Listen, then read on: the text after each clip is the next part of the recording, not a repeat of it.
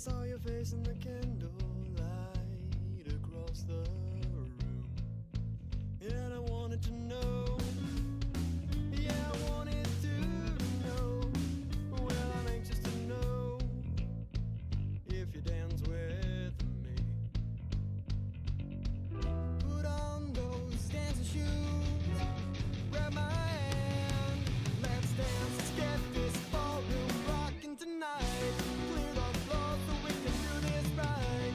We will dance till we got holes in our souls. Let's get this ballroom rocking tonight till the moon fades out and the sun's inside. We will dance till we hear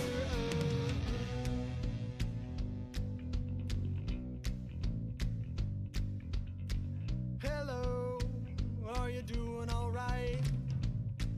I am doing just fine. I could dance all night. Did you come alone? I just want you to know you don't have to be alone if you dance with me. Put on those dancing shoes, grab my hand, let's dance, let's get this ballroom rocking tonight. Clear the floor so we can do this right. We will dance till we got holes in our souls.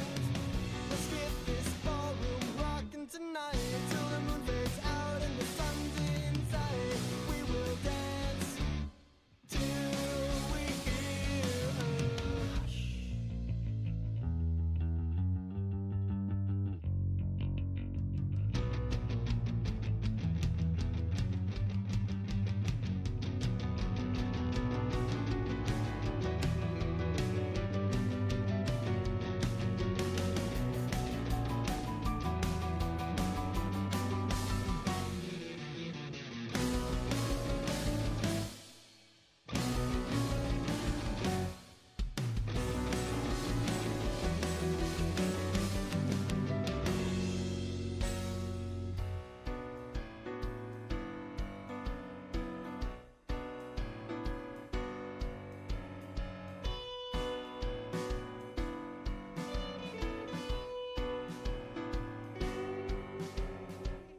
Put on those dancing shoes, grab my hand, let's dance, let's get this ballroom rocking tonight. Clear the floor so we can do this right. We will dance till we got holes in our souls. Let's get this ballroom rocking tonight till the moon fades out and the sun's inside. Let's get out, girl, I'm taking you home.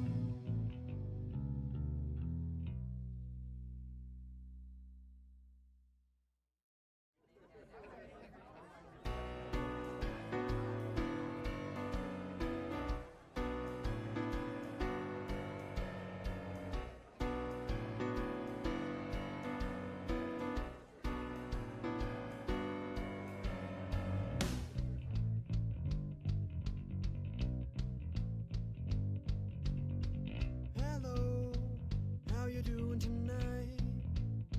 I saw your face in the candlelight across the room, and I wanted to know, yeah, I wanted to know, well, I'm anxious to know if you dance with me.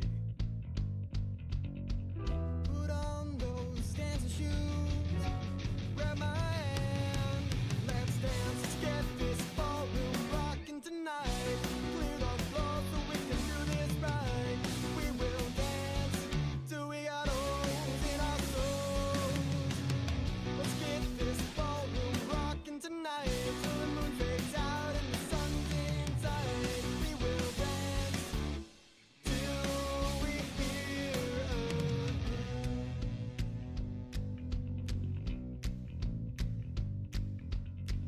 hello, are you doing alright?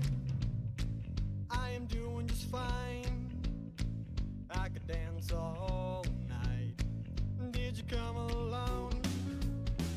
I just want you to know you don't have to be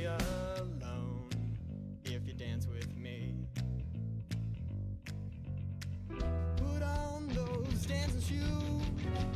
Grab my hand, let's dance, let's get this ballroom rocking tonight.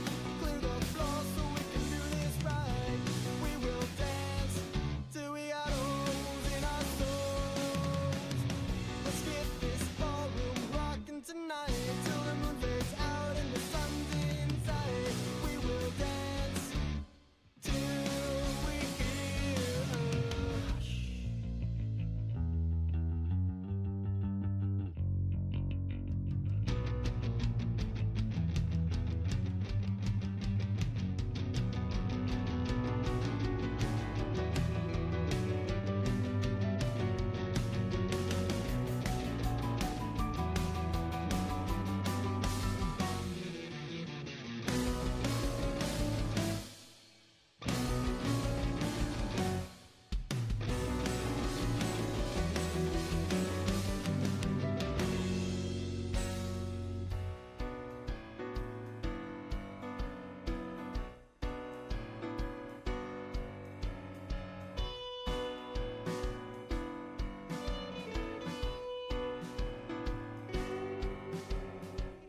Put on those dancing shoes. Grab my hand. Let's dance, let's get this ballroom rocking tonight. Clear the floor so we can do this right.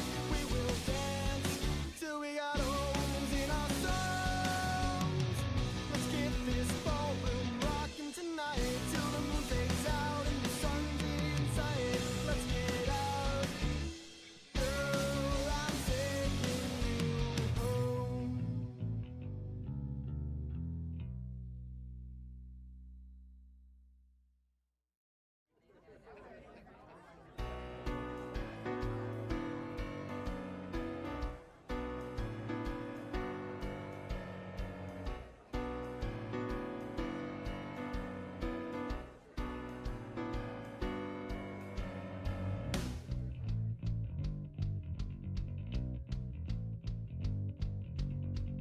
Hello, how you doing tonight? I saw your face in the candlelight across the room, and I wanted to know. Yeah, I wanted to know. Well, I'm anxious to know if you dance with me. Put on those dancing shoes. Grab my hand. Let's dance, let's get this ballroom rocking tonight. Clear the floor so we can do this right.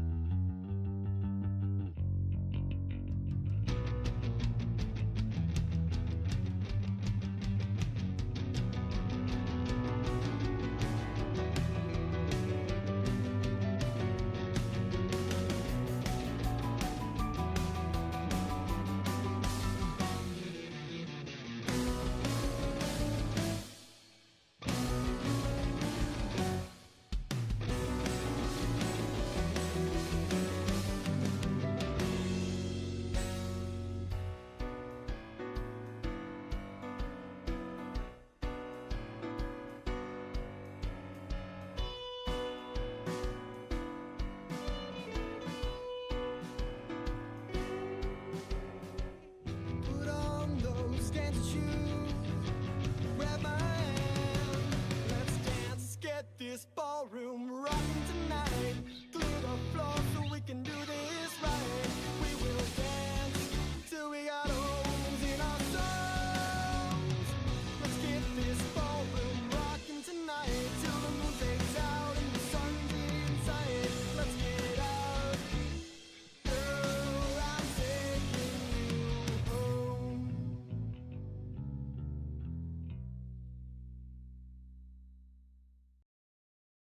What is up, everybody? Let me know if you can hear my words coming out of my mouth.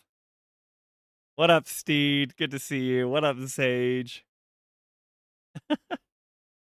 No worries, man. I'm not talking about anything super substantial tonight. So, thanks for the support, though.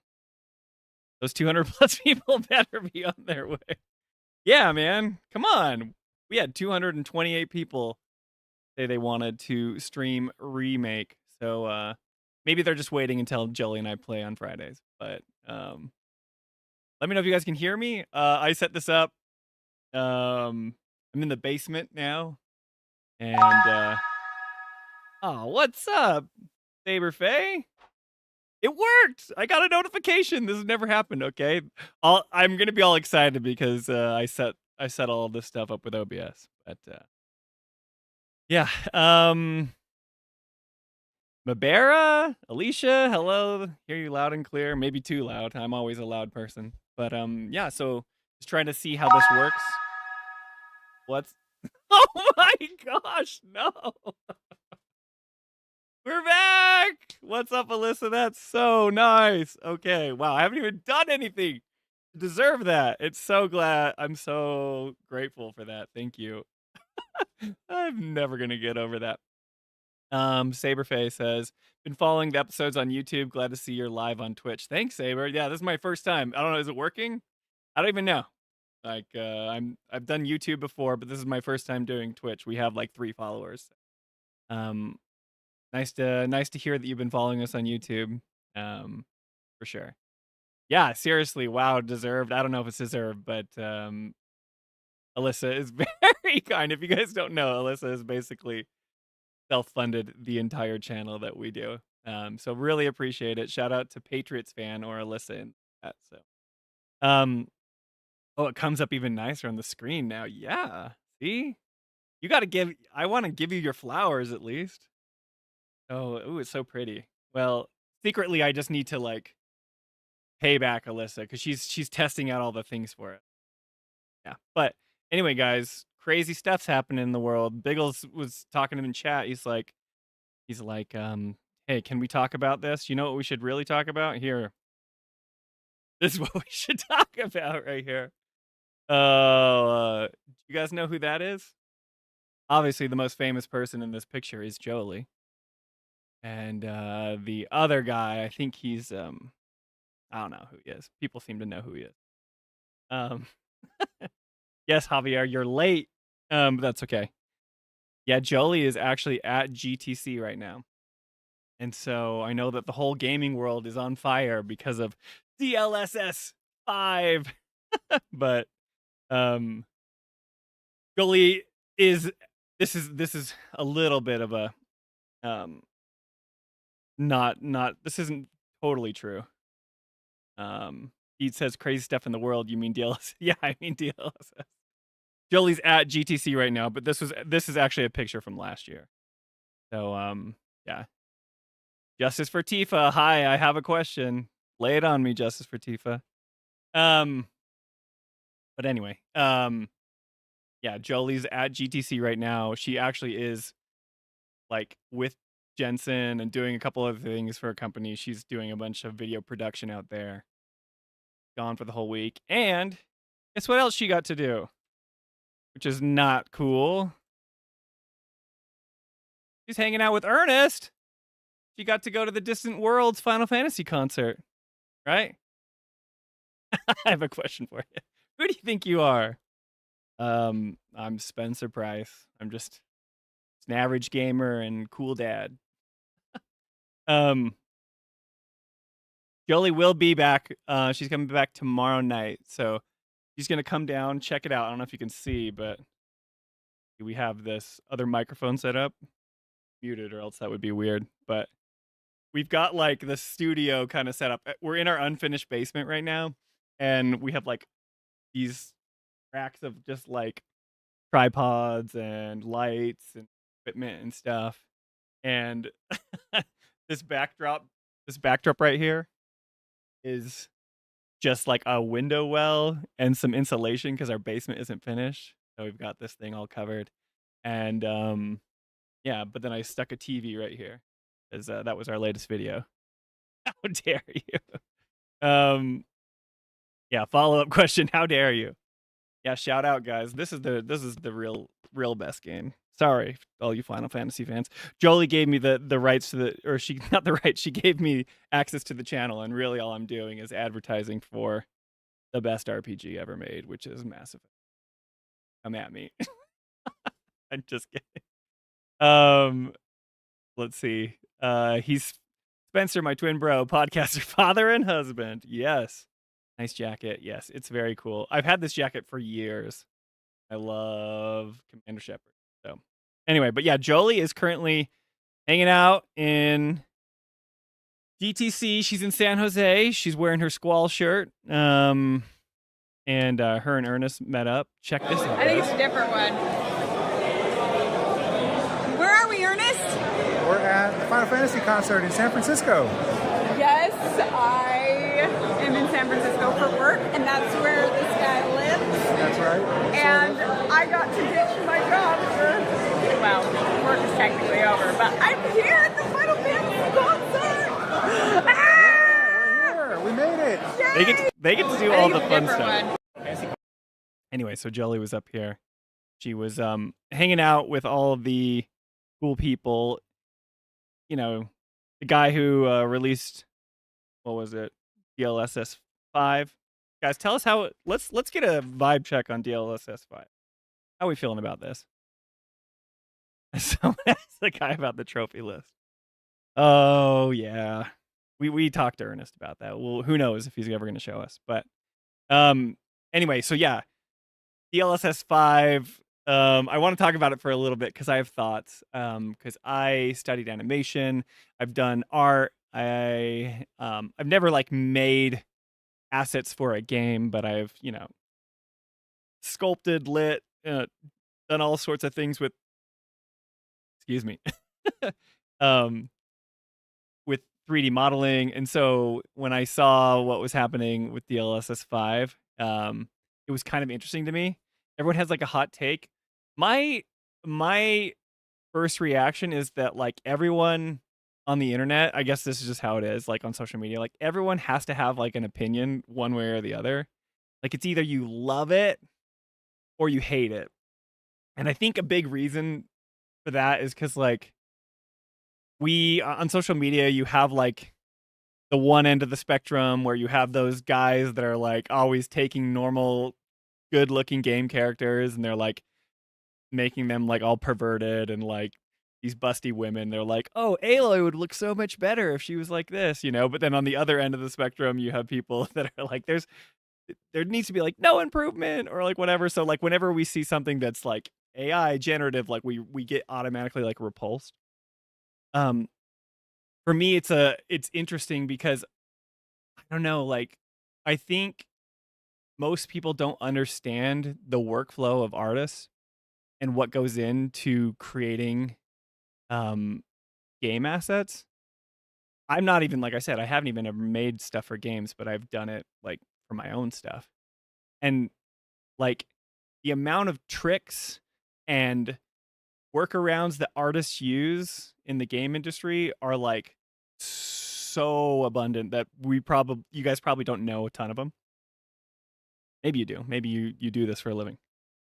But like they've been faking lighting and doing all these tricks to manipulate us into thinking like, they have baked lighting where it's like they will like render something and have the textures and then they will like light it because that's like how you will see it in the game, right? And it will always have a certain light. And there was like ray tracing and path tracing and all this stuff that was introduced like recently, and that's like real time, light and shadows that are reflecting off surfaces. And then you have ambient occlusion and subsurface scattering and how things reflect off skin. And then DLSS was like this technology that would upgrade, what was it? It would upscale the existing, resolution from like a 720p or a 1080p. So like it was rendering at a 1080p, but then it would like display it at a 2K or a 4K image, right? Because AI was like filling in the gaps. DLSS 5, I'll get to your comments in a second, is this new technology that it's kind of a Trojan horse situation, which I don't like, and this is kind of my problem with it, is that like they're attaching it to DLSS, which is like deep learning super sampling, and most consumers have like bought into DLSS being like an awesome thing because you can output something that looks really beautiful for a lot less of the like, cost rendering. But it's not really the same thing. Whereas DLSS 5 was upscaling and filling in the gaps with essentially generative AI, right? What it would do is it would look at each frame and the AI would say, okay, what would we do if this was like a higher res image, and it would fill in the gaps, right? But now it's like adding details that the artist didn't intend. And I have mixed feelings about it. I get the like repulsive instinct to just be like, this is the worst. Thank you for the follow, Javier. I get the repulsive instinct to just kind of be like, no, this is like the worst thing ever because this goes against like the artist's intent. Javier hates Twitch. You don't have to stay on Twitch. That's why I'm streaming on both. But there's a reason why what I'm trying to say. There's a reason why there are tools given to developers. I think back to a game like Witcher 3. I don't know if you guys had Witcher 3, but they had physics-based graphical settings that were for NVIDIA only. So if you had like a AMD graphics card or something, you couldn't do certain things, right? So when I played Witcher 3, I just upgraded my computer and I was so happy because I don't know if you guys relate to this, but I remember being able to like max out the settings of Witcher 3 and it was so beautiful. But Geralt's hair could have like this hair physics, right? And it looked like individual noodles. It was actually really funny. And I mean, I thought it looked cool because it like had physics and it would bounce, with like Geralt's running animations and things like that. Yeah, hair works. Thanks, Ectogamut. Or Biggles. Yeah.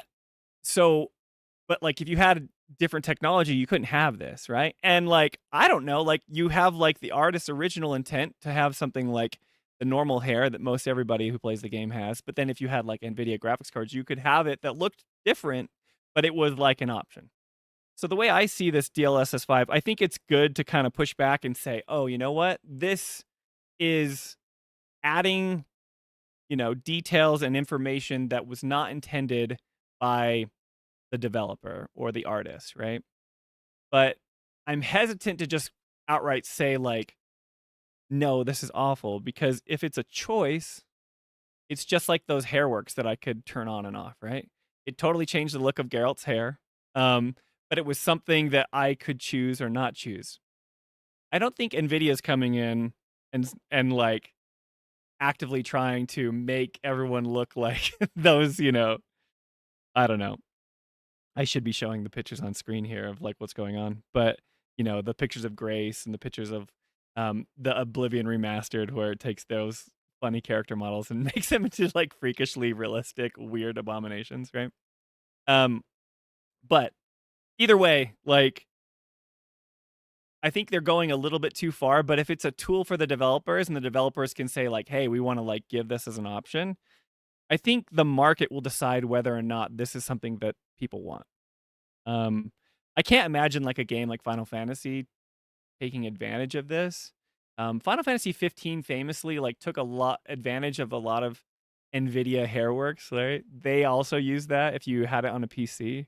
So like the fiends that you would fight, I remember like before I upgraded, my computer like couldn't handle it when I tried to, and it was like running super slow.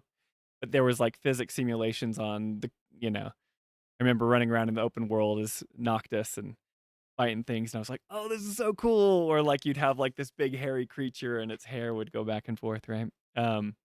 But not everyone could use that tech. So I don't know. I understand that the tech is weird. Like that some people just don't like the way it looks. And to be honest with you, it's true. Like so right now I have a big key light right here. And it's this big one and it's like lighting the whole frame, right? And it gives me it's like I have a softbox. I'm using all of Jolie's film equipment. But then we have like a fill light here. And I've got like rim lights and things in the back and I look so handsome. Just kidding. But the way that I look, and I do agree with the criticisms of DLSS 5 for human faces, because what it was doing is it wasn't taking into like, account the entire environment and the reflections and stuff. All it is DLSS looks at it from a 2D plane and it just analyzes the image, right? But then it knows like what to do with faces, but it was like adding fill lights and all these things that weren't there. So everyone looked like they were in the studio, like, hey, like this side of my face is really lit. And you can see the details in my eyes because there's a big, key light shining on me. Anyway, like, so I get like the hesitancy to be like awful, awful, awful. But on the flip side, I think everyone just needs to slow their roll a little bit, because I know that like we as consumers and people on social media, we can either speak with our wallet or with our loud voice, online, and kind of say, hey, this is an issue. And I've seen things like Jez Corden from Windows Central and other people being like, we need to bully harder. Like we need to tell people that this is crap, right? Because they don't want like AI slop in their games. And they don't want a future where we will inevitably just like that will be the norm, right? And I agree with them there. But I see this as like a tool that NVIDIA, they're not the developers. They just provide tools to the game makers. And if the game makers want to include it, just like they did in Final Fantasy 15 or The Witcher 3, the hairwork stuff, like you can have that option if you want, if you have an NVIDIA graphics card, right? But it's going to be up to the developers. I understand the slippery slope argument, right? So anyway, just kind of my thoughts. I think like, yes, I understand the frustrations, and yes, if you think it's awful, I think on human faces it looks weird because it's like sliding them as if they're in a studio or trying to make them like it's basing it off of, I don't know. It's probably pulling from all sorts of stuff. The data set that it's pulling from is probably, a lot of headshots and a lot of other unsavory stuff on the internet that it's pulling from. Um, but I think like the environment, like the lighting of the, if you saw the Assassin's Creed shot and it just shows like it shows the trees and it's like got the medieval town, the lighting. I'm like, that looks pretty good. Anyway, let me catch up with the chat because I've been talking for a while. Let's see here. Yeah. Okay. GraphsTube says DLSS 5 seems weird the way they marketed it. It was kind of like, hey, we'll decide the art direction for you. Totally. Like, right? Biggle says, oh, you mean deep learning super slop? The slop is coming, guys, Yeah, like I'm an artist. I can tell that it's like it's not uncanny valley. It is because the lighting doesn't really fit in the scene. The uncanny valley look is like when you look at a human's face and their eyes are kind of too far away and it's like it's really close to realistic, or when they start moving it's awkward. And cuz I don't know if you know this, but the thing we look at the most is probably our faces. Every time you wake up in the morning, you look at yourself in the mirror, you look at other people, you understand how they move. And when I studied animation, it's like you can watch a tree kind of flow in the background, and it's like if a developer puts a tree in the background, you're not going to pay too much attention to like how the leaves rustle and like how the wind goes through the trees or the grass, right? As long as it kind of wiggles back and forth, your brain's kind of like, yeah, that's pretty good. But if you're the type of person that's like, sees a human face, every person in the world is an expert on what the human face looks like because we all look at each other and ourselves all day, right? We look at pictures of ourselves. We look at ourselves in the mirrors. We look at other people. We talk with them. We know how our muscles in our face move. So like if anything is off, the lighting, the movement, right? The way the light reflects off our skin, like we know in an instant. And I think like if the DLSS like had not messed with the characters' faces, I think people would be like going nuts over this, right? Like legitimately nuts. But because they're doing a thing where it's like that doesn't really even fit with kind of how the character looks and how it's supposed to look, like we know immediately, right? But I like it as a tool for developers. Like I don't want to say like this shouldn't exist. I think the pushback is good and it makes them rethink like their strategy. And I think generative AI, when it pulls from the data sets and it just like makes all women look a little hotter with like more mascara and like fuller lips or whatever, I think that's a problem because if the developers don't intend that, then that's like wrong, right? But I think like a medieval castle scene when it's like you get good actual lighting, I'm like, that rules, you know? And developers are looking for shortcuts all the time because to make it look that photoreal takes a lot of time and a lot of money. And I think right now, I mean, for us as gamers, we want the games to look beautiful and we want to get them quicker, but cost more money and they take longer to make. So anyway, sorry. Let me catch up here. You guys are talking about Twitch. Well, this says they dropped images closer to what someone on Reddit made, where it was really just lighting. It would have gone better. Okay, gotcha. So I saw some of those comparisons being like, this is what the lighting would do, right? Rather than adding lights and fill stuff. Steed27 says, as someone who works in market research, DLSS 5 looks like the project purely based on market research and vibe. Yeah, it's like a bunch of tech guys were like, this is gonna like blow your mind, right? And that's what was so funny about the Digital Foundry video, and everyone's up in arms because like they're art people kind of, but they're more technical people, right? I don't know their backgrounds, and I think like they'll always be like, "This, look at the shot, it looks so handsome," and they'll talk about like how like their resolution's really good, and they count pixels and stuff. But I don't know if any of them are like artists or like have ever modeled in 3D or something, right? So I think they were just blown away by the tech because it was such a big shift, right? You turn it on and off and you're like, holy cow, those look different. But the internet's like saying, yeah, it looks different in a bad way, right? So Steve says AI upscales images well, video games look better with more detail. Why don't we mash both? Yay. Yeah, totally. Melissa says, don't worry, Javier, I'll be back on YouTube Friday. Okay, gotcha. You're talking about that. Okay. Attaching their slop to an established brand people called DLSS. Yeah, it does feel like they kind of Trojan horsed it. Like they were like, everyone likes DLSS, and then they were like, nah, we're gonna add like a lot of generative stuff to it, right? I think the tech is cool. Like it's hard to like, I don't know, because if I say like plant my flag and I'm like, I think it's actually pretty rad, you know? That's cool, but I don't like what it's doing to the characters' faces, and I don't want it to be like to circumvent like the artist's intentions and what they were going for.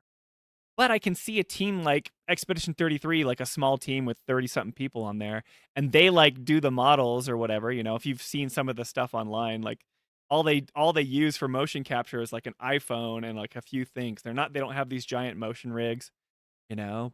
And like they did a good job. I'm not saying like we should make Gustav and all of them like look like the people in DLSS 5. What I'm saying is it's a tool, and maybe a developer can use it and like release the game, whereas like it doesn't do that comparison.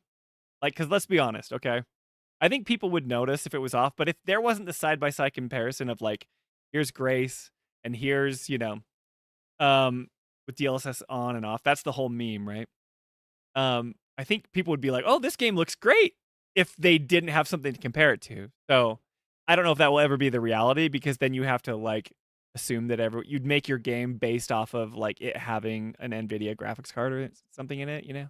So that wouldn't work, but I don't know what the implementation will be for this type of tech. I think it will be like Airworks or like a physics software that it will be like exclusive, DLSS right now is exclusive to NVIDIA, and then you have the other one. It's like PSSR or whatever. Anyway, let's see here. Steve says, actually, did they clarify whether the upscaling will result in the same look details for everyone, or is it a new iteration every time it's rendered? That is interesting because I think it's like cool tech because it is. I don't know if you guys have played around with AI at all, but it's fascinating to me. Like when you try to let's say you're trying to have AI generate an image or something, right? You'll give it a prompt and it'll make something and you kind of and then if you try to tweak it, it will like restart from the very beginning and it'll give you something totally random. That's the problem with generative AI. There's lots of problems with it, but that's one of the problems, right? That like it will restart from the very beginning. It won't iterate on what you already have and it has to just keep guessing. So what Steed is bringing up is a good point. He's saying like, will it, will your version, like let's say I have Resident Evil 9 on my machine and my Grace kind of looks one way, but then my friend has one and he like screen caps it or whatever, and sends it to me and it's like your Grace looks totally different than my Grace. And like she's not consistent throughout either of our scenes, right? Because it's always generating something to put on there. I think it's cool tech because it does use the model's geometry to base its learning. So it has like a guide. That's what's cool. I think that's a big advancement in generative AI because before it's like it would just make up something, right? It would look at an image and try and guess it, but then if you tried to iterate on it, it would be totally different. But it is putting its own data set inside the creative interpretation of the character, which is wrong. Grace has got fuller eyebrows, she's got plumper lips or something. The Oblivion ones, are just bizarre.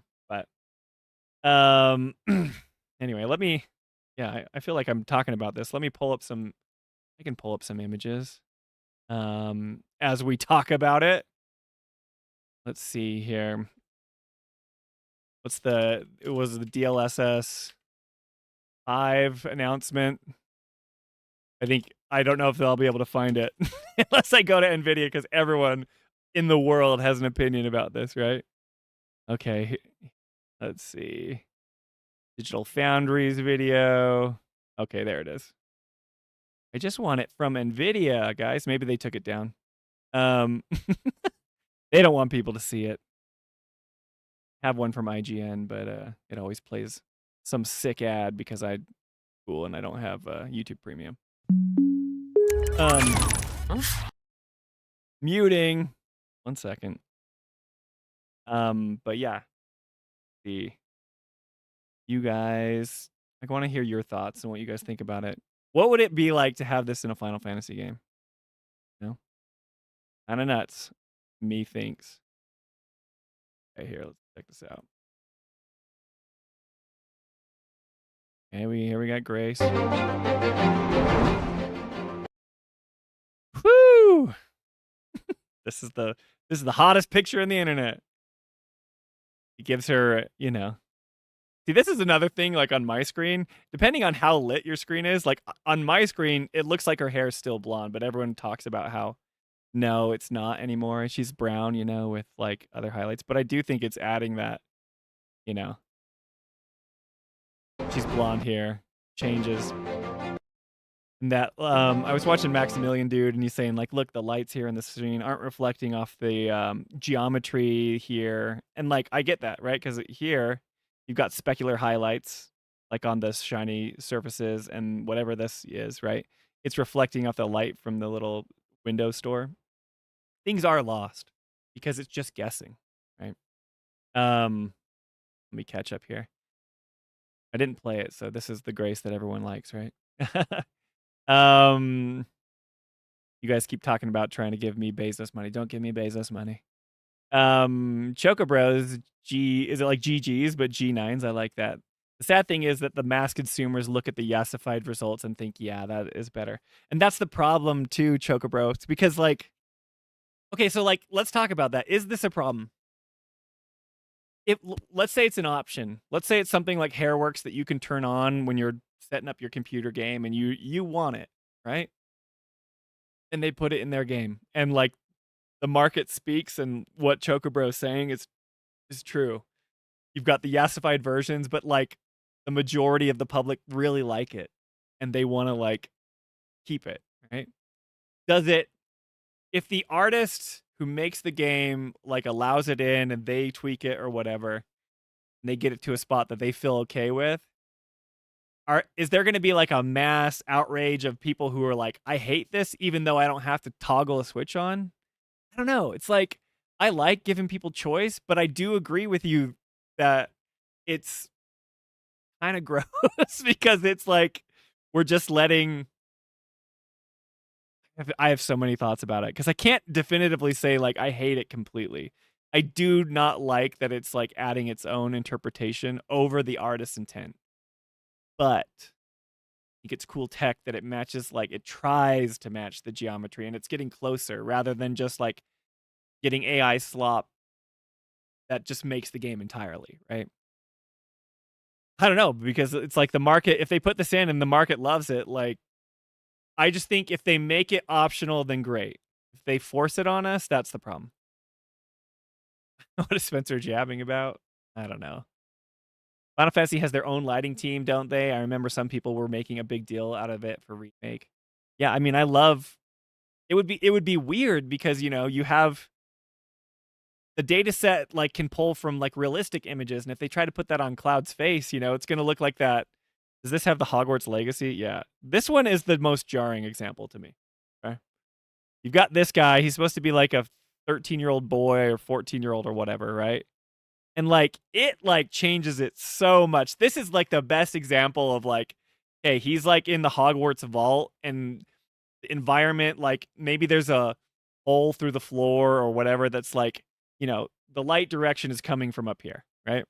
So you've got it coming and it's like shining, right? And it's got like, there's not other light sources. Maybe there's like some torch lights that's like filling in the other side of his face, right? But then when it goes to this, man, okay, it like it changes the direction of the light. So I totally get what people are saying, right? Okay, here, like you've got like some torchlight here that's filling in this side, but like the main light, if you look at the goblin, is coming from here.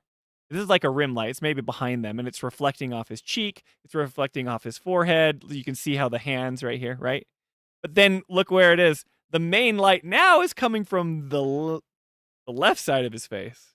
You've still got the rim light, and it's still doing a thing where it's shining off of that, but it's like whatever is here, you've got like a giant studio box, you know, soft box that's shining on his face. And he looks like he's 10 years older. I'm behind in chat, sorry, so if you guys are saying stuff. Spencer has hero lighting. Okay, yeah, you're looking at my whatever. Steed says, no offense to Fortnite lovers, but they're probably super hyped about it, despite that being terrible idea for game's art direction. Yeah, it's like, it's a tool, like NVIDIA isn't forcing them on it, right? So I agree, but like I don't at the same time. I think like if it's a tool and they put it in for the people that want it, I mean, you know, maybe they can just have crappy looking games. It's like the same argument people say, like, oh, you play on a stinky Switch or something, like you have crappy looking games, right? And they're like, we don't care, it's fun to play, you know. And then you have like the PC master race that's like, oh, I've got path ray tracing and mine looks so good, you know. If you take that to its logical conclusion, that you're gonna have people that are like, and I have DLSS 5 on, and everyone looks like they're hot in the studio with all their studio lights, right? GrassTube says, with NVIDIA effectively deciding art direction with DLSS, eventually DLSS 5 Plus will just become preference filters. I want the Studio Ghibli DLSS. Yeah. I mean, like, this is the slippery slope argument, right? I think as long as it's an option, I think it's good that there's pushback. But I think that I don't think people should outright just disavow it and be like, we don't want innovation in how developers have a choice to make their games, right? Because like I said before, a lot of you guys, if you're not in the know, like they do all sorts of tricks and stuff that aren't realistic, but they do it to trick your brain and to make the development go faster and smoother, right? Steed says we already have Chadley anyways. So far, they have really shown anything with Fortnite art style, though. Yeah. Javier says, I want to know if they are pro or against it. Commander Spencer. I'm in the middle. Like I don't like this. Okay, right here. I don't like what it's showing us because this is like effectively saying like, look at it, man. I mean, look at how drastic it changes. First of all, like it's like, I mean, after seeing that, his face just kind of looks like one texture and pasty, right? But it's like that's what they could render out. I know artists are more capable of doing like a better look, but they're limited in like the amount of stuff that they can do. I think every artist I've ever met is never finished with something, you know? Especially if they're on a time frame or they have to hit deadlines, they're just going to be like, "Hey, done is perfect." Jolie and I always say that. Done is perfect because it's done, right? I am here and there. Oh, okay, I got you saying. Yeah. I'm sorry. I'm trying out this new chat. I just want to make sure I get to you, what people are saying, but um let's see here. Alyssa says their thing was photorealism when they made the announcement, and stylized games don't really fit that. Yeah, which is probably part of the reason they showed the games they did. Yeah, can you imagine? I don't think that would be hilarious to see. Like, what does Fortnite look or like? Or you get like a game like Marvel Tokon, you know, fighting, which is like Arc System Works, and their amazing cell shaded graphics. Obviously, I don't think that would ever happen. I think a lot of people are worried that this just means like it's going to ruin their AAA games that they love. But as long as it's an option, it's like, who cares? I understand the argument of saying like, well, if enough people like it, then people are just going to push this on us, the people that don't like it, right? So we have to be loud and speak our mind. But you're always going to have games with art direction that aren't like this, right? You're going to have the Marvel Tokon. You're going to have the Arc System Works. You're going to have, the Journeys, what is it, the Sword of the Seas. You're going to have those indie games that are gorgeous. You're going to have your insides. You're going to have those things that are amazing. But this probably would just target the photorealistic things that Alyssa's saying. He says, yeah, I'm half trolling, to be honest, and that actually makes it sillier because how many games would actually work for? Yeah, the game's art direction doesn't aim for realistic look. Yeah, it would be redundant, totally. I don't think they would use it. I think you'd be foolish unless, like, the market demanded it and they just wanted to put that slider on and just see what abomination comes out after you put it on a cel-shaded game. The way they... Let's see here. Alyssa says the way they used it invited the trolling for sure. Chapter 9 of... remake loses its impact if cloud already comes pre-yassified. It's chapter 9. So we're playing it. Is that the wall market chapter? I can't remember. If that filter can make a Zelda 64 game like an Unreal, I'm in. Yeah, I've seen a lot of the criticisms of like the remakes. It's like I'm gonna make Ocarina of Time, but in Unreal, and it's got that gloss and sheen and realistic lighting on it. Everyone's like, this feels weird. Steve says, I agree. We don't sit on the fence. Spence, do you like it or not? I told you. I don't like it for characters' faces. Does this have an example? Let me see. Let's see here. I don't like... Oh, this is gonna... Okay, here's my hot take. Let me give you a hot take here. I think Bethesda's characters have always looked like melted plastic. I hate Bethesda games because I'm an artist, and I think like I get why they do it. They are a systems focused developer where they have all these things that interact with each other. You can pick up any item and you can open any drawer, or you can do all these things. You're always going to sacrifice your artistic like fidelity if you have that.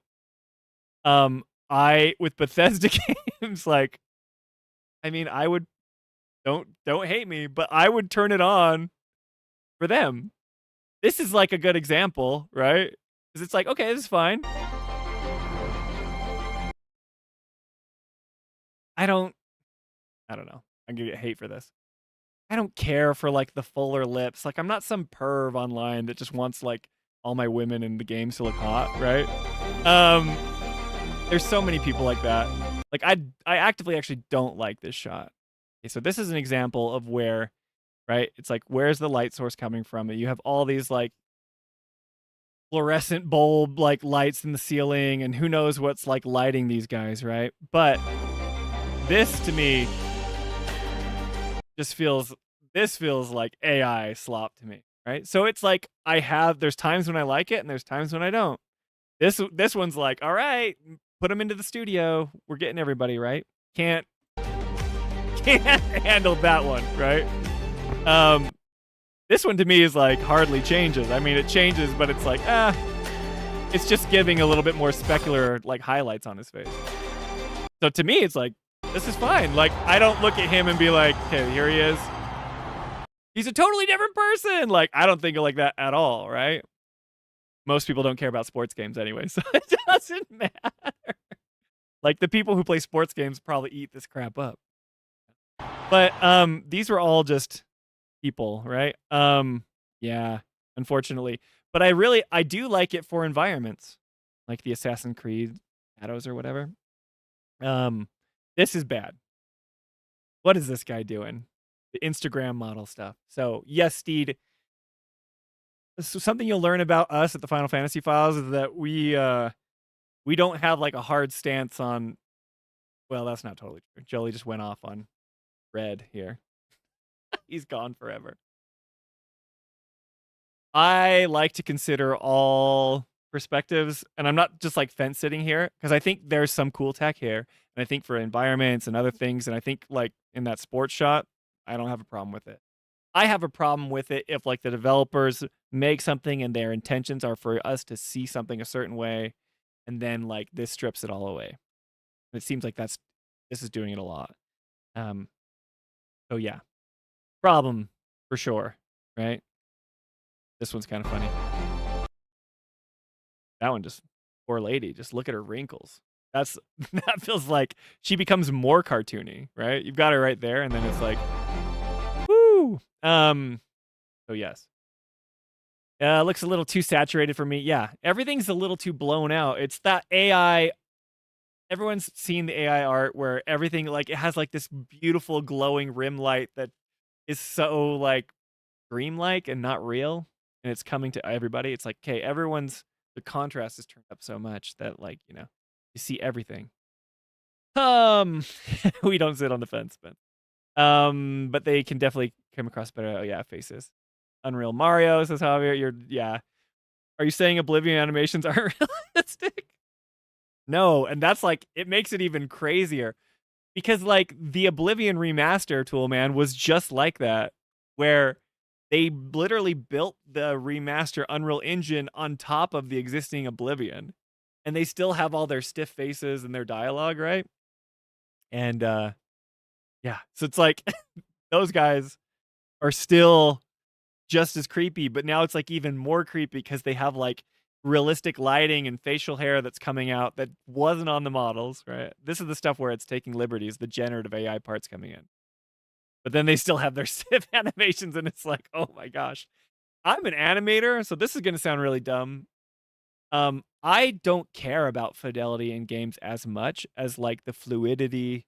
I'm a big 60 frames per second guy. I actually have like my computer, if I can run it at 100 frames per second, I have 120 frames per second. If I can run it that, I want that. Because to me, I studied animation, and I early days of CG animation, you could like render and model like a dragon that looked amazing, right? And it had like all the highlights and all the textures and all the geometry with all the what I can't even think what it, yeah, with all the polygons is what I was trying to say. But as soon as that thing started moving, if it wasn't rigged correctly and if it moved awkward, you were just like, you've seen those videos, like the early ones, like the dragons flying like so awkward, or whatever thing they were trying to animate early days. Like, to me, that is more abrupt than like how someone looks, right? We immediately see this because our brains have been trained to like recognize AI slop. But to me, if they're not animated well, that's a bigger thing to me, saying like, oh, it's not realistic. Javier says, if the NVIDIA AI filter can make Zelda Ocarina of Time look like an Unreal Engine game. Oh, sorry, I've already read that. Everyone loves Yassified Cloud. Okay, I'm dumb. I'm not up with the internet stuff. I've heard Yassified, like, is that... I just think Yassified is like AI slopified. What does that come from? Teach me, internet. Teach me, chat. I was thinking of Ocarina, Alyssa, but my wires crossed. Gotcha. Um, yeah, Majora's Mask would look freaky, dude. Can you imagine the mask salesman with this filter on? Just with his cheesy grin, smiling.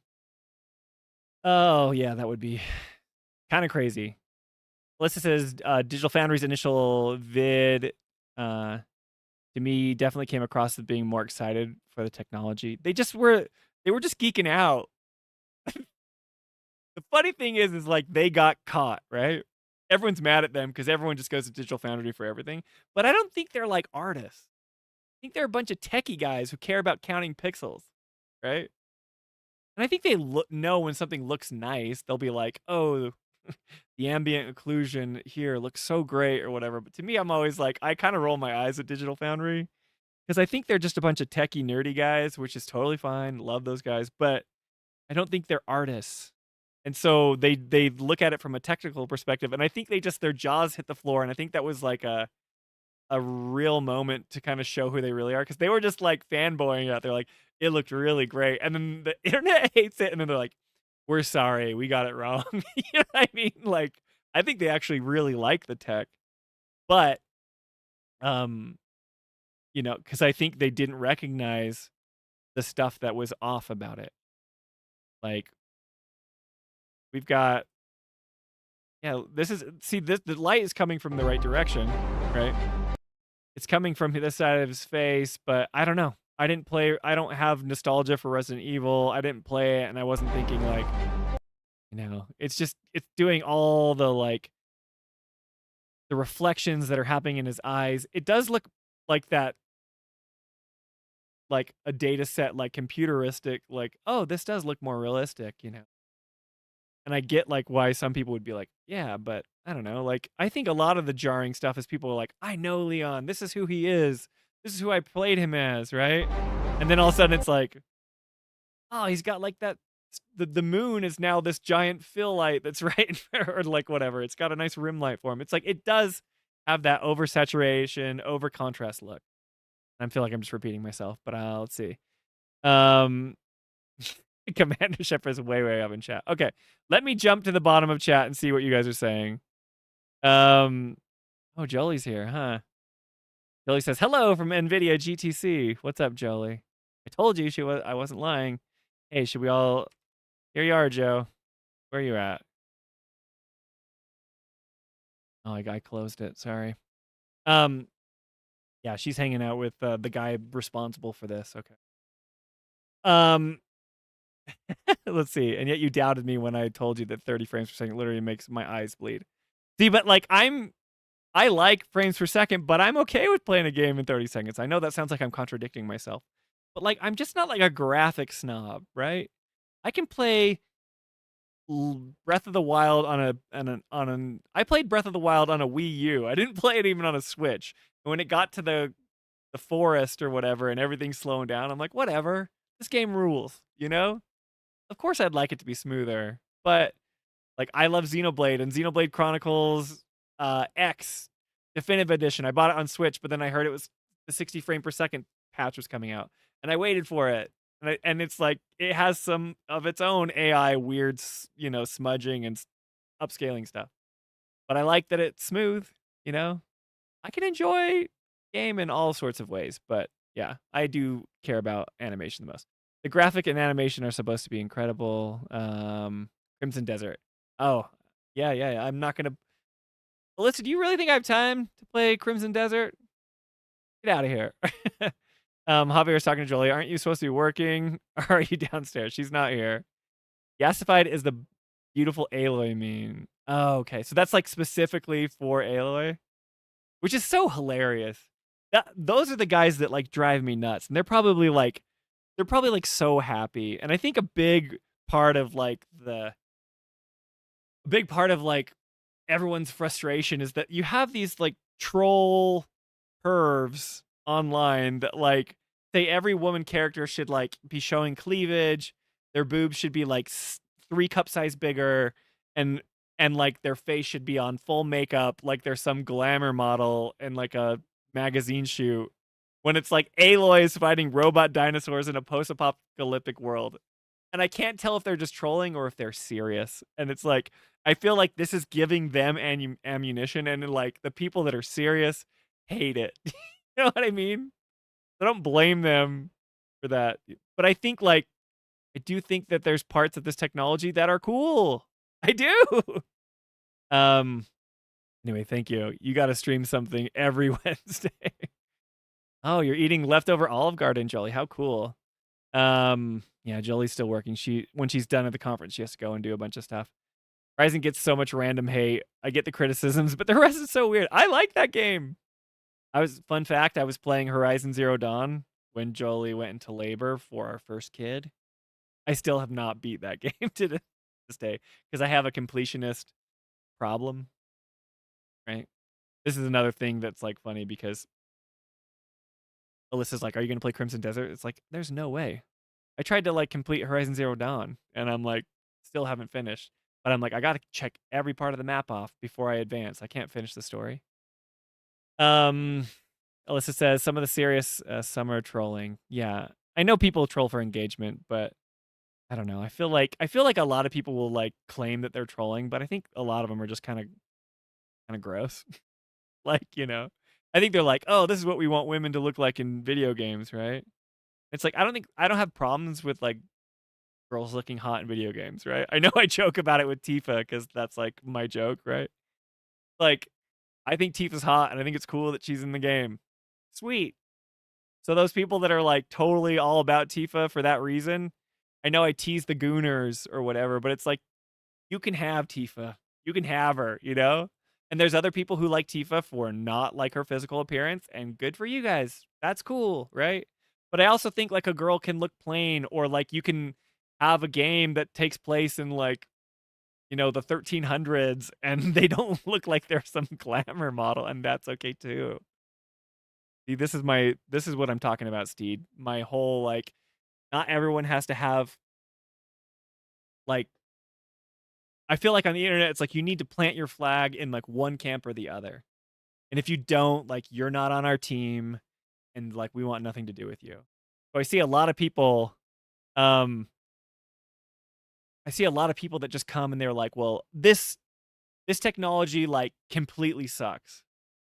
And I'm like, I don't think you understand the amount of work and development time that went into this, like to make it match like the models and not just slapping like an AI, like, they didn't just throw this into Gemini and say like make Leon like a little hotter or whatever, right? It's like it is happening in real time. And that's amazing. That's some cool stuff. I can say that and at the same time also say that, you know, this is kind of bad because it changes the artistic direction.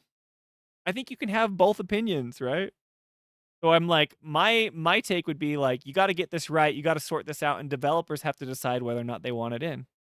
But I don't think we should just like can it because like it's doing certain things that we hate. I think they need to adjust, and that's good. People should voice their opinion. They've let it be known now, but then if people see DLSS 5 in their games at the end of this year or next year, I don't want them to be like, "Oh, it's just trash because I decided that I hated it back then."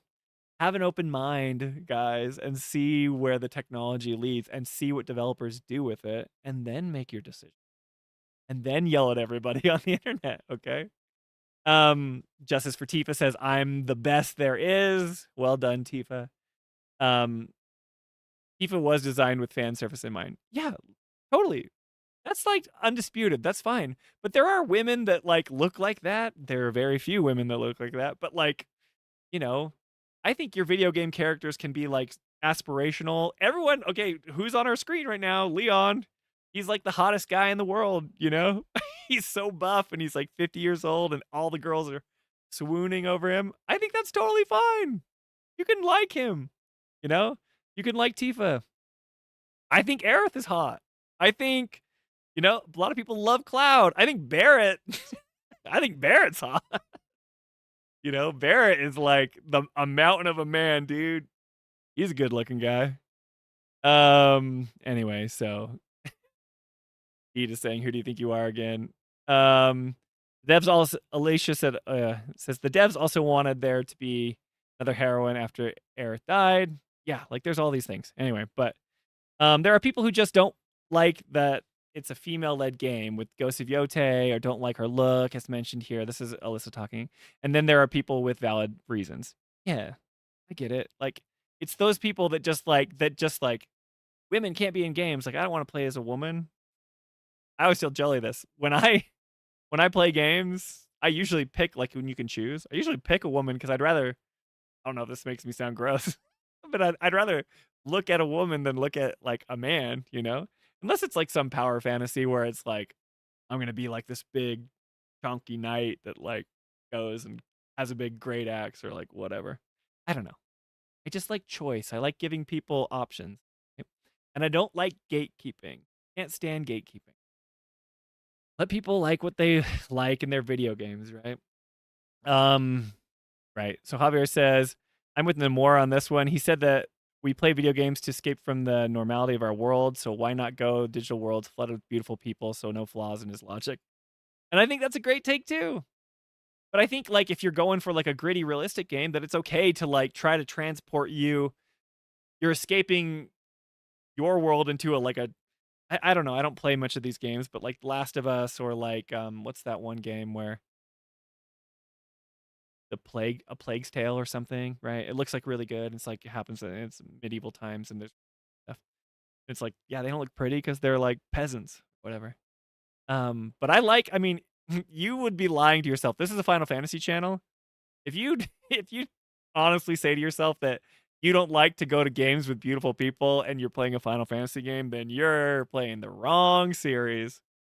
I used to joke with Jolie. I'd always tease her. I'd say, Jolie, like every female in Final Fantasy is gorgeous, which is fine, and every male looks like a girl. Like Cloud looks like a girl. He literally cross dresses and he passes, right?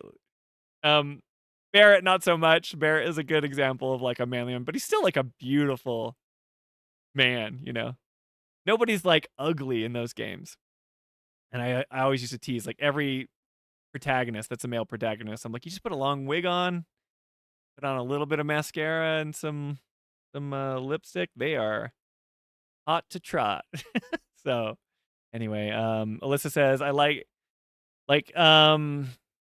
not liking how long the game can be or how repetitive it can be or aren't fans of how the character is portrayed, etc. Gotcha. You were just continuing your thoughts about the other things. Like those were the valid reasons, totally. But it's like it's become an incentive structure now to like hate on games, which is sad. And that's a whole nother topic. But don't forget, guys, they love Leon too. Yeah, totally. Okay. This is how DLSS will spoil Final Fantasy. Off equals Aerith, on equals Genova. Oh, Genova. That's so funny. Leon is 48, Commander Shepard, not 50. He is my age. Thank you very much. Javier, you probably look just like this. You're just like a handsome man, just taking on all the zombies. You got competition, Jolly. Barrett's coming after Spencer. You can't not look at Barrett and think he's not a totally attractive dude. Come on. Anyway. Oh, I see what you're doing, Javier. You're calling me Commander Shep, sir, like Spencer. I got it. I will always choose a woman protagonist if I'm given the choice. Ironically, I chose the male Shepard character because I played those games first as myself, and the character creator was bad, but he was like this redhead, this pasty redhead. And I'm like, yeah, I'm Commander.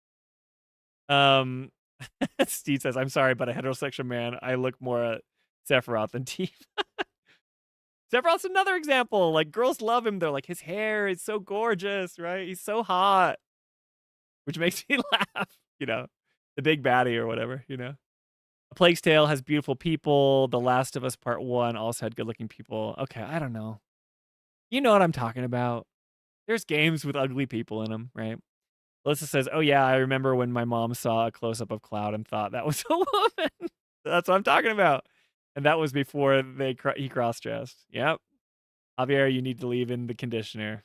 And the difference between Leon and me is that I'm shorter than him and have black raven hair. but you have his muscles, right, Javier? Anyway, okay.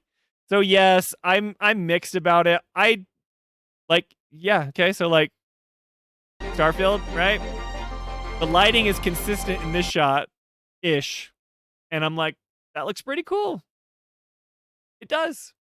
I don't like it if it's like the developer, whoever like modeled her face and is like, if they're saying like that was not my intention, like cool. Like let's not do that then. But it's going to be a tool for developers to use, and they will put it in their game if they want it and if the market demands it. You guys are totally welcome to push back and say you hate it. I think this is sort of like Jensen said, if you heard the quote, he was like, they're all wrong. I think that's a little bit kind of gross to say because if we're the consumers, maybe like because they're wrong. We could be the vocal minority, but I think you kind of release it and let the chips fall where they may.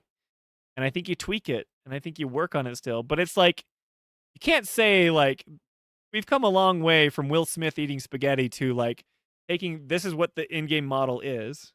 And then generative AI is filling in the gaps and, filling in the lighting. I mean, look at the texture on her coat, right? Look at the shine and the wrinkles, right? That stuff freaking rules. It's only when we get to the face and we're like,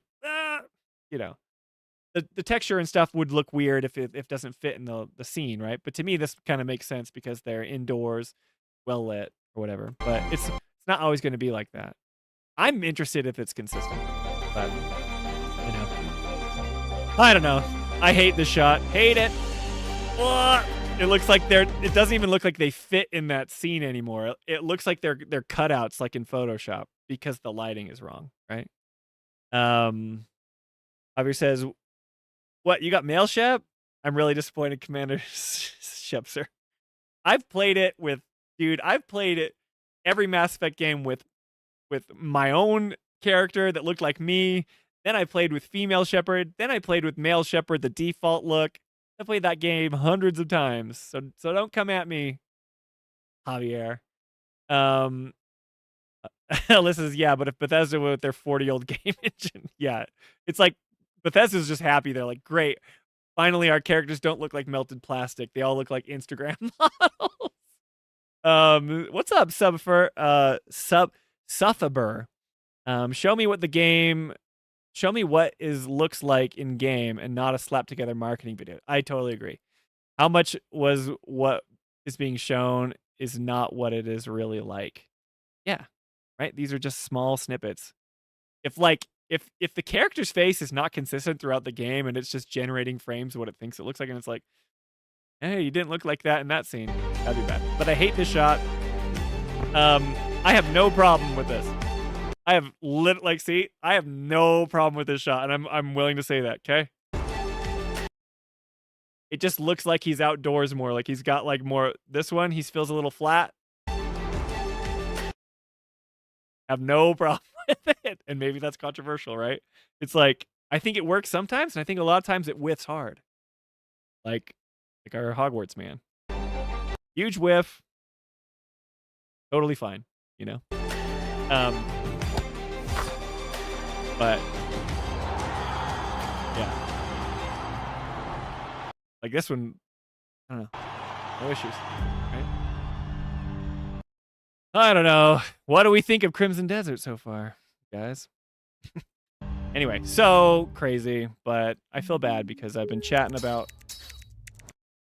DLSS instead of talking about Final Fantasy. Jolie, I promise when I told you I'd stream, I would stream about Final Fantasy. These Starfield 2 soldiers totally want to sell me crypto. It's true. Now it looks like a silly advertisement. I agree, Zage. But like, do you get my point? Like, you can viscerally hate it, but the technology is getting better. AI slop when Will Smith was eating spaghetti like 4 years ago was awful. And now it's getting closer and closer. We already use things, developers use things to make shortcuts and make their games. My take on it is if the artist's intent and vision is not hindered or not can't think of the word, right? But it's like not taken away, then that's great because they use all sorts of tools to get to where they are now. This is just a very powerful one.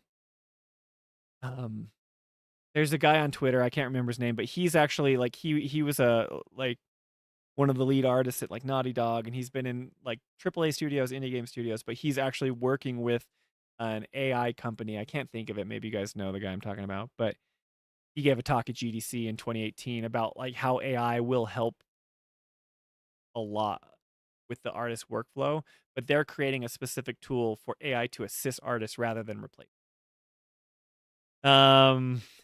Those guys do. I love that joke. They do want to sell us crypto. Alyssa says we're already paying the cost. Javier, no, the sports game ones I feel are far less controversial, and the people that play sports games will not care because they're not the people that are online at all times, right? And like griping about stuff like we are. Spencer, who are you leaving behind in Vermeer, Alyssa or me? Oh, the first time I played Mass Effect, I left Ashley behind.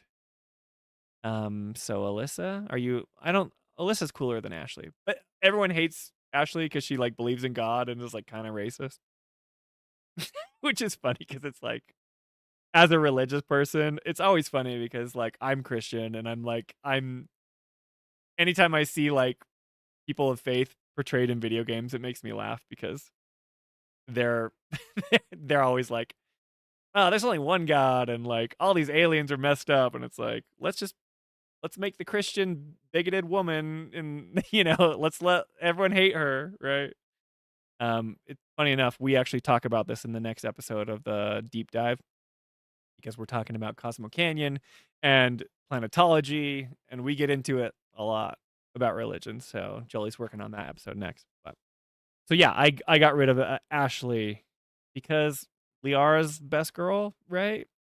I know people would say Tali, but Liara's the best.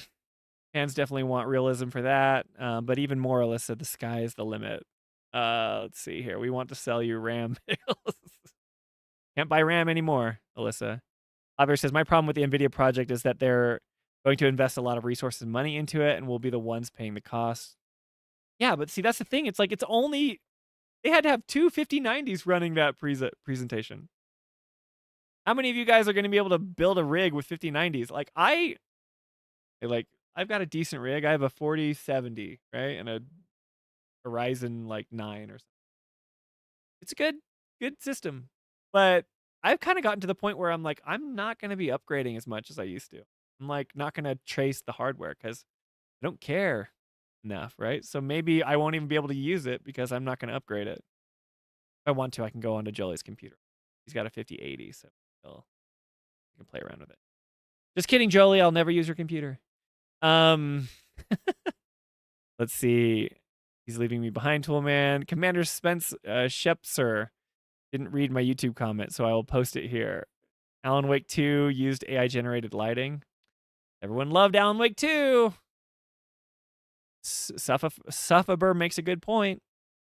Thanks for comparing. See, if you don't know about it and it tricks you, it's like, that's the thing. It's like, there's a whole other conversation about like people losing their jobs over like AI and stuff. But like, if it's a tool that allows the developers to show you and they're okay with the result, like I use Photoshop all the time. I use Premiere all the time. There's tons of AI tools that are in those programs. And there's a ton of things that like, help you. Like when I'm lassoing out someone's hair, when I'm trying to like, select it, they have a tool where I can just kind of brush it over and it like uses, computer learning that like, okay, this is a hair and it can like find it. I didn't meticulously go and select every hair. People don't have a problem with that. And another issue I have, sorry, I'm like, I told you Wednesdays would be Spencer's rant nights, right? But like another issue that I have, it's like you have the artist side and everyone freaks out about the artist. I have a unique perspective because I studied art and animation before I transitioned, and I actually have a computer science degree. Like, nobody cares about the coding side of this. Like, everyone says this is slop, but like I kind of think I don't know, this might be a hot take, but just the amazing like realization and technology that is AI that someone had to create this, right? Obviously, we're scraping all this data. It's big data and pulling everything that the internet is, and then you're programming it and you're creating these large language models and these data sets that pull from these things. Like, sorry, but that's a creative task too. Everyone kind of poops on programmers, like um, and it's funny because programmers don't they're not as precious about their skill set as like maybe an artist is. And let me explain. Because like a programmer kind of grows up in an open source environment. Like if you're a huge nerd, like you don't have Windows and you're like, Linux is your operating system of choice and you're like navigating folders using command line rather than using a GUI or a, graphical user interface. And and like they're like, yeah, share my code, like do this stuff like Blender, right? If you've ever used Blender, which is an amazingly powerful 3D modeling tool, but and it also does incredible things. It's an animation tool. It does all this stuff, and it's free and it's open source, right? So now we have things like AI that comes in, right? And it can program for you and all this stuff. And everyone's like, oh no, it's taking like the artist jobs. It's also taking the programmers' jobs too, right? Because a lot of junior level programmers like me can't code better than AI. I can go and I can like, check and see if it compiles and if it runs and all this stuff, but I was just on Stack Overflow looking for certain things and working it out. But the programmers who made these systems, they're talented people too, but nobody thinks about them. Anyway, that's my rant. Thanks for comparing me to Ashley or Mono. No problem, Melissa. Salt. No, it's just because you're a girl, all right? No, it's fine. You're just like Caden Alenko. How's that? Is that better? I really hate the other guy, the not Ashley guy. Oh yeah, there you go, Caden. All good. I figured that's why you reposted it. Who said they actually have the RAM? Yeah, they can't get it. I enjoy a nice vacation instead of building a new rig. There you go, Toolman. Jolie's just laughing out loud. And who can afford a 5090? All right, I caught up. I know I skipped a lot of chats. Sorry. I'm getting used to it. I should have like I don't know how to do this. Anyway, let's move on to like the next stuff that we're talking about. So if you can see behind me, I actually made 3 thumbnails for the latest video. If you watch our deep dives, the way we do our format is we record our deep dives and it's like 3-hour conversations. Whereas we're trying to shorten them now. They still go long, like 3 hours now. But we talked about Red, the voice change. I don't know what your thoughts are. Some of you guys have commented on the video, but it's been funny because this video has kind of reached a new audience. And I know there's the Sebi Webs lovers and haters out there. I actually think, just like my take on the AI stuff, I think he makes good points sometimes, and I think he makes really bad points sometimes. The reason I'm bringing him up is because I think people call him a grifter. I think he believes what he says sometimes, but he's got like the dopamine hit of the likes and the views, and he understands that like being the enemy of the modern Final Fantasy fan is like his shtick. So now it's like he's just leaning into that. So now he's just insults and name calling, and he makes fun of everyone who disagrees, which I think is stupid. But that doesn't mean that like sometimes he has a take. I'm like, I agree with that. But if I say that, it's like you agree with Sebi? You're like, we don't want to talk to you, I don't know. What did I skip over? Okay, I thought I was at the end of chat. Maybe I wasn't over. Let's see. You skipped over it again. What am I skipping over? Long as you rant till 3 a.m., it's all good. Wasn't there a time when you invented new technologies as a result, things got cheaper, more affordable for consumers? I miss those days. Totally, Saber. I mean, that's the funny thing though, because like technology like this will maybe help developers get games to us quicker. But the problem is if we can't play them because we don't have the hardware, they just want us to rent cloud gaming and just stream it on our computers, which would suck. You can just have a screen. I don't know. Javier says, what you don't go hair for hair, Spencer? Now I'm really disappointed. Oh, you're talking about how like I don't select each hair. Um, I also use the tools to fulfill my vision. Javier is a very talented artist, and he uses Photoshop all the time. Don't worry, he'll boot up tactics soon. I got the reference. Yes, that's funny because I always stream for too long or I rant.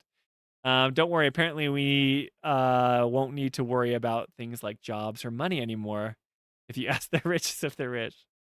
Yeah, that stresses me out so much. But I gotta move on to translation. But it does stress me out when they're like, "It'll be fine. You'll have a personal robot that can like perform any surgery on you, and you'll never have any hospital bills."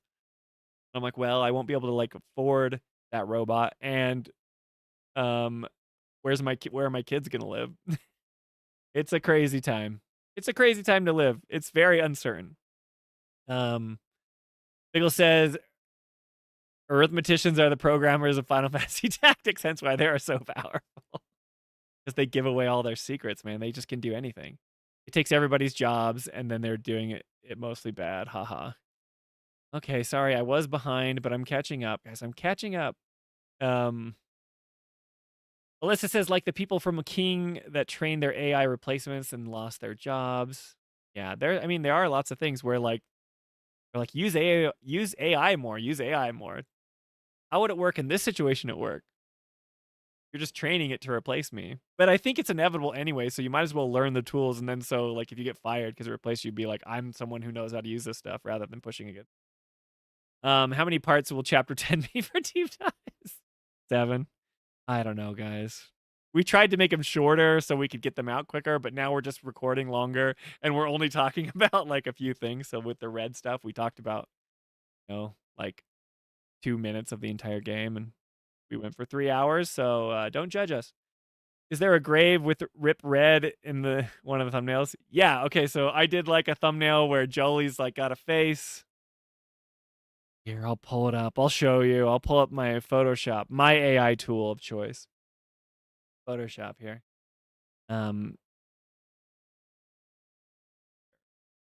Where did I save those? Red. Okay, I'll show you the thumbnails that I did. Okay. So I did this guy. And this is like kind of a style I've been doing lately because I'm playing around with thumbnails because I've noticed that like we do an A/B test now. We're like, okay, here's a thumbnail. This is another one right here. He's gone forever. And I know it's clickbaity, and I don't want to be the clickbaity stuff, but like we don't get seen unless we play the game, you know? So, but here's the Rip Red. I just took his it's just like an eraser. I just put him in the ground. Found a screenshot online. And this grass right here, I used generative AI to fill in the rest of the tool in Photoshop just to fill it out. So the background would match in the back. Because that part isn't part of the image. I'm an awful person. And I used AI upscaling for Jolie. I did. I used it. So this isn't really Jolie's face. This is the Grace Ashcroft of Jolie. Anyway, but yeah, why am I talking about red? Rip Red. So this is actually the thumbnail that's doing the best. If you want to know the analytics, which is silly, but it's hilarious because I think it's stupid. But I just slapped it together to be like, all right, like, what are people going to click on? Because I want people to click on our videos because I think our conversation is good, right? But sometimes like the packaging of the present or whatever they're going to open has to be shiny and, draw attention. And if it doesn't, then nobody clicks on it and nobody listens to us. Nobody listens to our voices.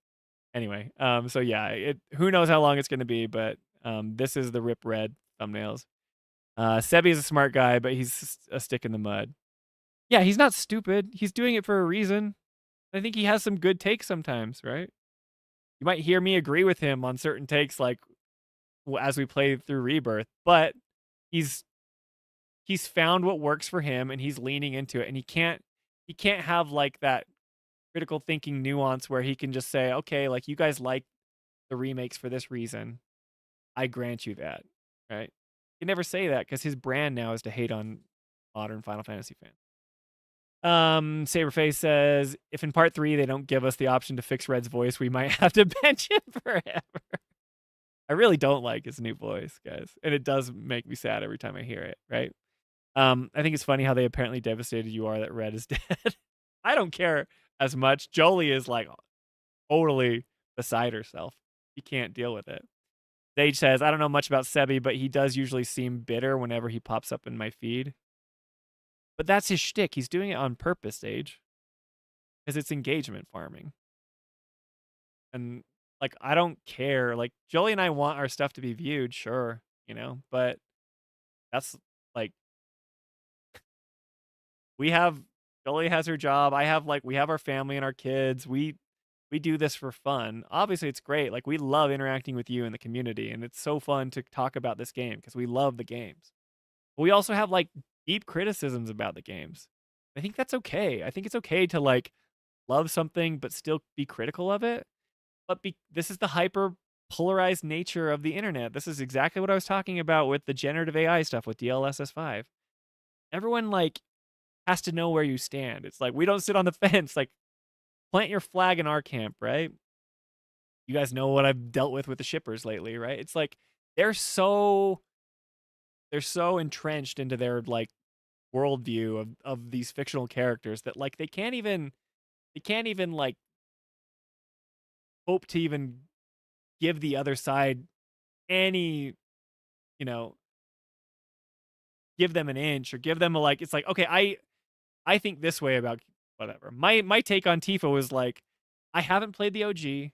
The first thing I've ever known about Tifa, honestly, was the marketing like of around Tifa. Remember, this is so dumb, but it was like the marketing around how her chest size was smaller and they were giving her like a sports bra. That was like the first thing in my life that I ever read about Tifa, you know? Because apparently in the OG, she's like bigger or something. You know, I'm talking about her boobs, like whatever, right? But like I get it that she's more than that, but that was like my first impression of her. I'm like, oh, this was a character who was known for like these reasons, right? Then I played Remake and I was like, okay, Tifa's cool. She just seems kind of like a passive observer who kind of is along for the ride, and she's like a supportive friend. And then like the Rebirth marketing comes out and she's like in her bikini and she's hot or whatever, and it's like, okay. And then she does these things where she's like trying to work out with Cloud, and like her character development is starting to happen. But like so far for me, it's like I'm not there yet. I don't know. It's been like spoiled for me because everyone hates me because I said that, you know, Tifa's gaslighting Cloud. I was kind of being silly, but nobody knows my personality online, so they're like, "How dare you?" You know? My whole thing is like, yeah, she's not telling him the truth. They're like, "Well, he has a Genova headache every time that happens, and there's obviously a reason." And it's like they're bringing in all their OG knowledge and baggage with them, and they're just like shouting me down. I'm like, dude, I don't know this Tifa girl that you love so much. That's fine. I just feel like she hasn't driven the plot, whereas everyone else has. And apparently in part 3, she's like a huge driver of the plot. Wouldn't you know? Cool. And that's what I said. I was like, cool, I want her to fulfill her arc. I feel like she's going to be doing something. But my point is, like, the Claudies and the Claris have, like, planted their flags, and, like, they can't have a reasonable discussion about these things. I don't even care, because it's just, like, I think it's preference, right? Who cares, right? I have issues with the game and other things, and this is, like, an example of one of them, is how we feel about Red, you know? I don't like the Red change. I don't like it. But I still think the game is good, you know? But a lot of people use this scene as to be like, see, like, modern Final Fantasy sucks. And I'm like, that's so dumb, right? And that's what Sebi does, right? he finds all the worst parts of Final Fantasy, or maybe the like embarrassing, awkward stuff, and then he just makes it all about that, which is fine. Like maybe, like I think that you can have valid criticism, being like, I don't like Red's voice change, or I don't like it when this lady sings to us in Nibelheim. He has a clip or whatever. I know there's a bunch, but I don't really watch them. I think those are valid criticisms, but then it becomes your identity to hate on something because it gives you, it's like you're a lightning rod for the people that agree with you. And then they just like, well, I got to follow this guy because he totally like represents how I feel, which is fine. But like, then it's like, then it becomes like you just dig and dig and dig, and you have you plant your flags, you entrench yourself, and then it's like you can't ever cross sides. You can't ever have a reasonable discussion with any other group. And it's just crazy to me. So everyone should just chill out and be like, this is a piece of creative art and people can interpret it how they want, right? Let me catch up on chat. Let's see here.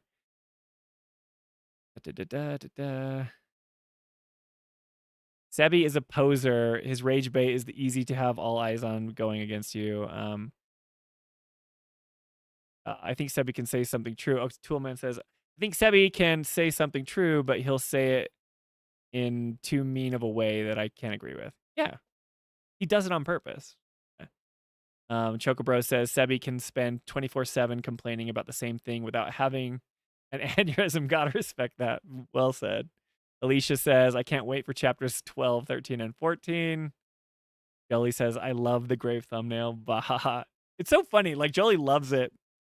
But like, I, as a graphic designer, I want like all of our thumbnails to have like something that kind of you visually identify as like, oh, that's the Final Fantasy files. Like that's their thumbnail, right? But now I'm just trying to get people to click on our stuff. So I'm just like flapping whatever, right? Because I don't think this has any sort of stuff other than our logo right here in the bottom left or whatever, you know? And our logo is basically just the Final Fantasy logo. We just put the and files and a microphone and a gradient that they do, right? But like it doesn't have that visual identity that I want. But guess which one's doing the best? This one. Yeah, show us your tools, Commander. It's fine. We've got a whole year to cover 4 chapters.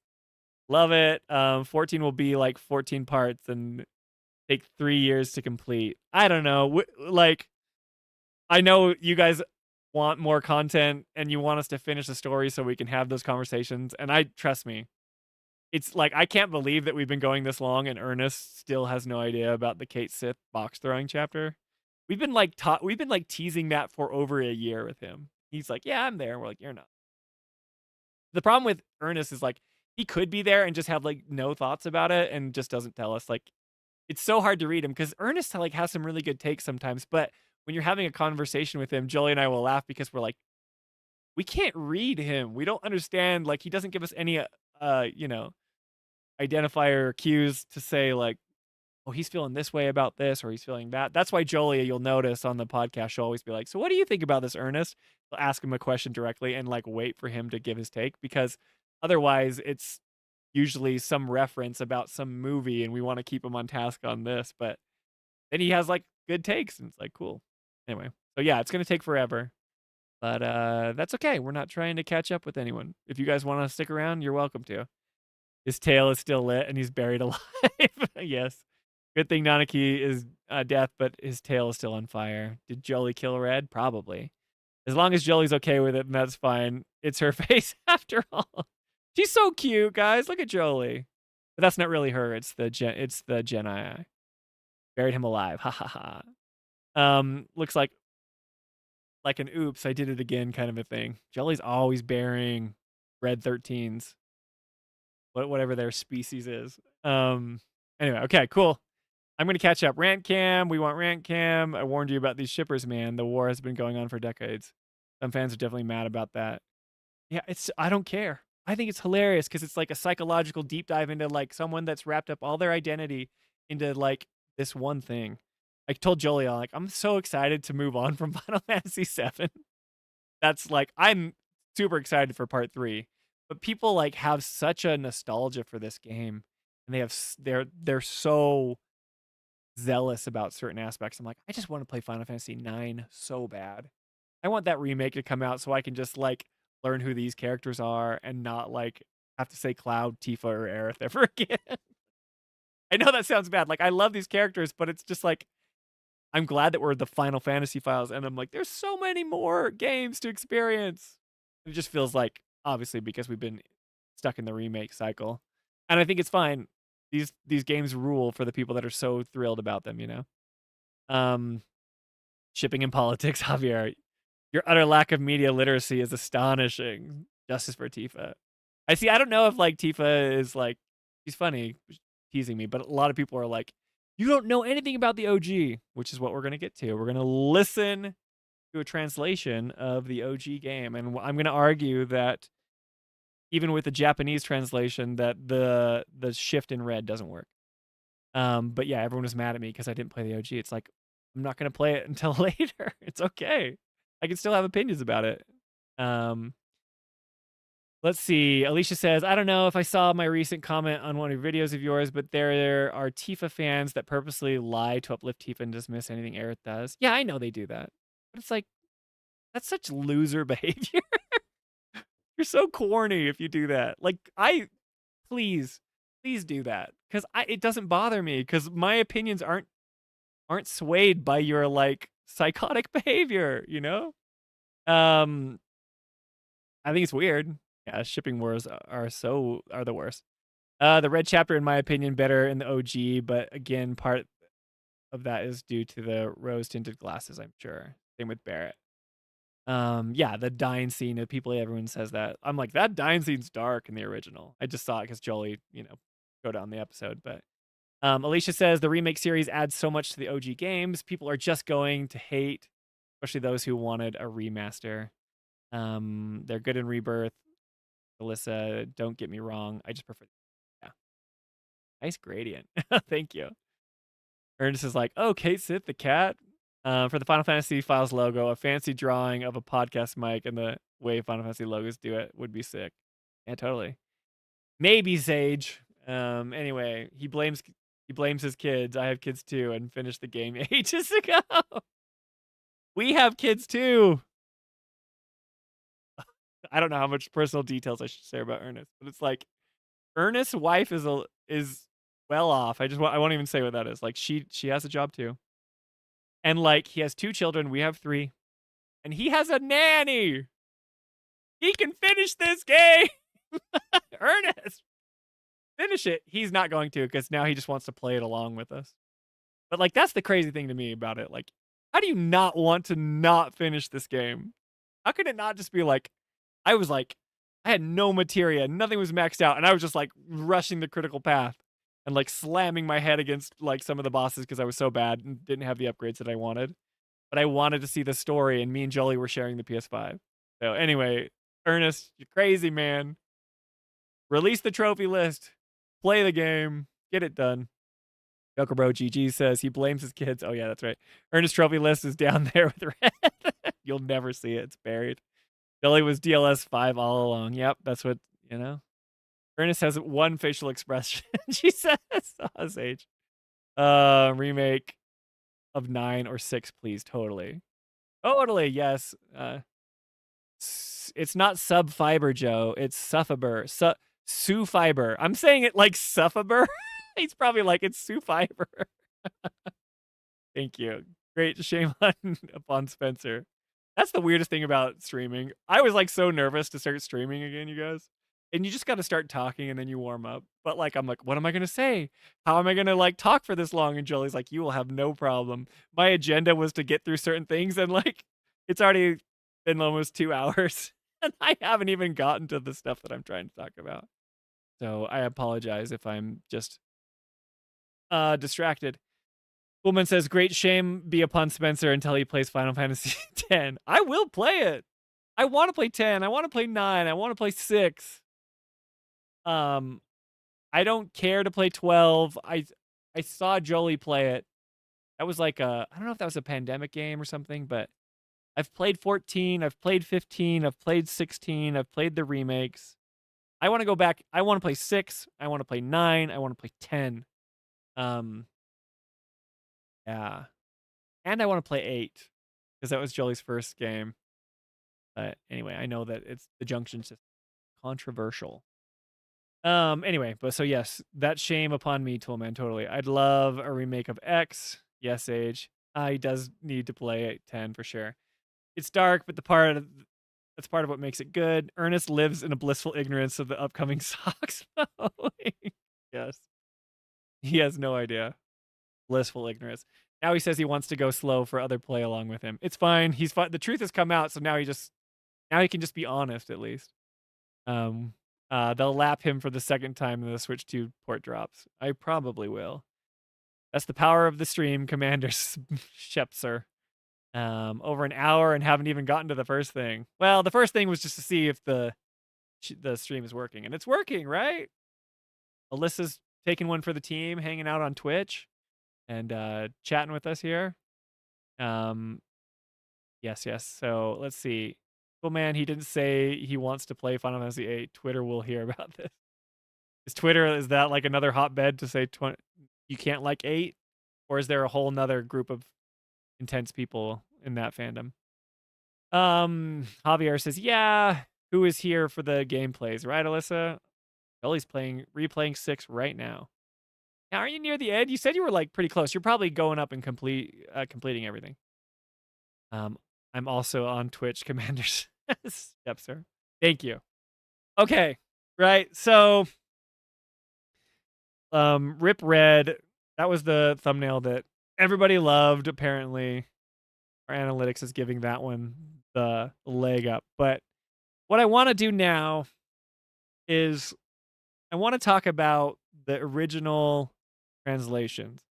And I know that this might not be like the definitive way to do this, but there's a guy named Tim Rogers.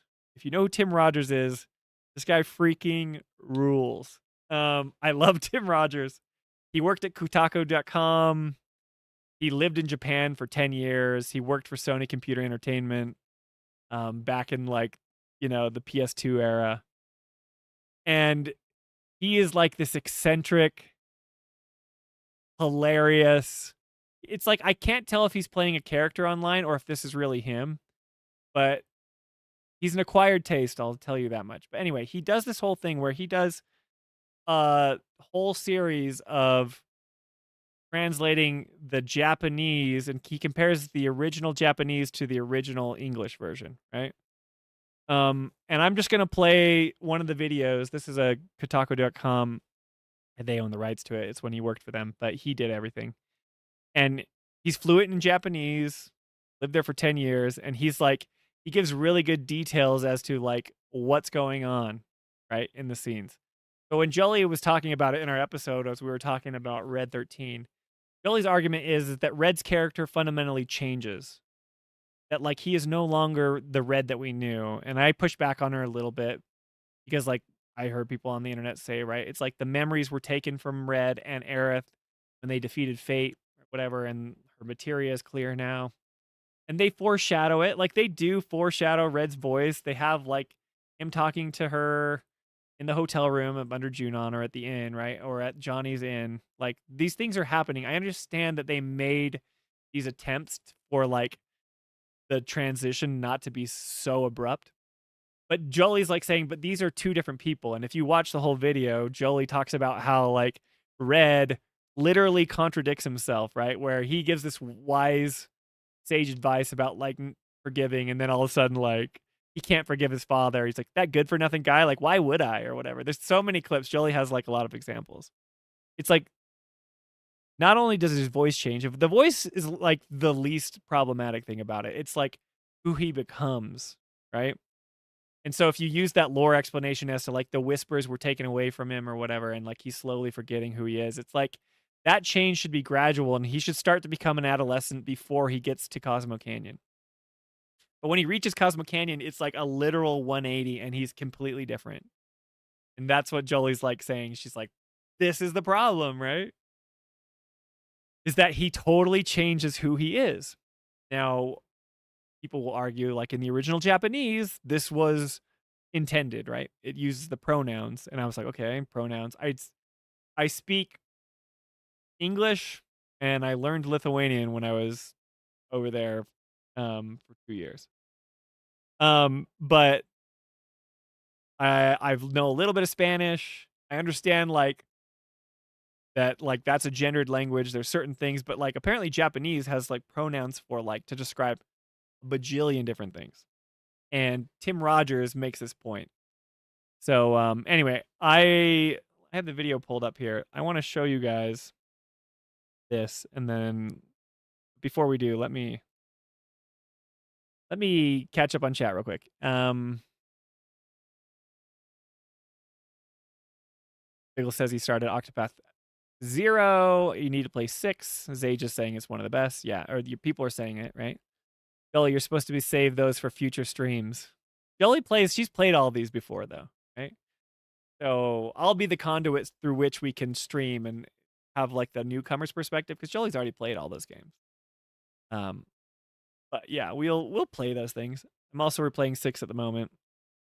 At the factory, Javier still playing it. It is. Javier says it's the best. Zage. Don't worry, it took him years to complete his translation too. I don't know if you're talking about Tim, but yeah, he's right about Red. Favorite character in 6, Jolie? M Benner D1B is asking what your favorite character is, Jolie. Jolie, the chat wants to know who's your favorite character in 6. Zage says can't wait to play it. See how it stacks up to 7 and 10 for me. Yeah, totally. Biggle says, see, just like Red's insecurities led him to a tough guy persona, much like Cloud does. See, like, and I've been so spoiled on the Cloud switch. I don't know how it happens. I don't know. I know that like something like Cloud isn't who he says he is or whatever. But I don't know how they're gonna pull it off because it's like, is it gonna have some weird JRPG explanation as to like he has some amnesia and like Zack was imprinted on him or something, or is he just pretending? Like, I don't think you could just pretend to be this person and then to have all these abilities that you shouldn't have. I don't know. I have questions about what's going to happen in part 3, and you guys are probably all snickering because you know. But anyway, yes, weird stuff. Biggles. Jolie's attacking the Nanaki swap. Meanwhile, chapter 11 quaking in fear, knowing it's next. Yeah, totally. We'll have thoughts. Okay, cool. So that's awesome. Okay, so Javier's talking in Spanish, and I don't know if I should say it because que usted habla español. Oh, he's using pronouns in proper pronouns. You're using usted instead of tú. So that means that you don't know me very well and you respect me, or I'm more formal. Is that what it is? Anyway, so yeah, that's an example of like what we're gonna listen to here. Okay. Back in a few, about to drive home. Drive safe, Alyssa. Coolman says the pronoun changes in the Japanese audio is also where the two Sephiroths idea comes from. Oh, okay. You won't be disappointed. Tara is my fave. Drive safe, Alyssa. Okay. Spencer is asking too many questions. Take him out. Tough one. Billy says she likes Locke and also the twins. Cecil's story is super interesting. All right, cool. All right. So let's watch this video. He kind of explains who he is. Tim Rogers rules. You should watch all of his stuff. It's weird. I don't think Jolie could stand to watch this guy, but I think he's fascinating. Hello, I'm Tim Rogers. You are watching Kotaku.com. Let me know if it's too loud. Final Fantasy VII came out 20 years ago. At that time, I was a student at Indiana University in Bloomington, Indiana. I bought it immediately and played it completely. Shortly after that, I graduated from college and moved to Japan. I lived in Japan for 10 years. Now I've been back in America for 7 years. I'm playing Final Fantasy VII in Japanese for the first time in my life. I'm noticing a lot of tiny differences between the English translation and the Japanese original. Our friends Cloud, Barrett, Eris, Tifa, Red 13, and someone named Yuffie, who we are conveniently ignoring because her dialogue is so badly translated with such consistency that it wouldn't even be funny to talk about it even for the length of a complete sentence, are chasing a magical, megalomaniacal murderer named Sephiroth. Our story started in the Blade Runner metropolis. I love the way that he talks. I love his like vocal inflections. I can't tell if it's like a bit or if this is just who, like, you know, his shtick, or this is who he really is. But anyway, yeah. So this is the only one I watched. he has a whole series, but I don't want to watch it because I feel like it'll spoil too much the OG for me. Metropolis of Midgar. Later, we marched in a parade. Then we went somewhere resembling Disneyland and did some time in prison. In our previous episode, we abused an animal in front of a live studio audience, and a jail warden gave us a brand new car. The next destination on our world tour of revenge is Cosmo Canyon. We could ride our brand new Okay. car straight there, or we could stop over on the side of the road at the ruined town of Gongaga, where we can fight an optional boss and view So I'm gonna let him. We'll watch the whole thing, but he does a little Gongaga side stuff, which is interesting. He kind of has takes on, the optional cutscenes because I don't think Gongaga is not mandatory in the original game. Is what I'm getting from that, right? Anyway, so yeah, let's watch that. But then he gets to Cosmo Canyon. 3 optional cutscenes. I love these optional cutscenes. One of them foreshadows an upcoming minor event in the story. One of them shows our nemesis, the Turks, engaging in a candid discussion regarding which of Final Fantasy VII's female protagonists is the most sexually attractive. And one of them fills in the backstory of Eris's first love. Let's talk about that third one, because that's the one where the translator kinda messes up. If we talk to the people in the ruined town of Gongaga, we see that everyone tells the same story. One day, there was a huge explosion. Many townspeople died in it. Oh, in Japanese, they actually don't all tell the same story. One of them says, マコーロの爆発事故が起こってから随分経つが、その爪痕は未だに村のあちこちに残っている. Here's a quick That's him speaking Japanese. Like, say what you will about this guy. If it's a bit, like, I love it. He speaks Japanese well. literal translation. A lot of time has passed since the Mako reactor explosion, though its claw marks remain here and there in this village. Another townsperson in the official English translation says, people can live without the Shinra's Mako reactors. In Japanese, that's 私ゴンガガ村の住人はマコーロの爆発事故があってからはマコエネルギーの利用をやめて自然と共に生きることを選んだの. Here's another hyperliteral translation. Us residents of Gongaga Village stopped using Mako energy after the reactor explosion accident and chose to instead live as one with nature. I think that's good. I think the remakes did a good job of explaining that, right? Whereas, like, we saw Corel and how devastated it was when they lost, their coal mining operation or whatever, and they switched to Mako.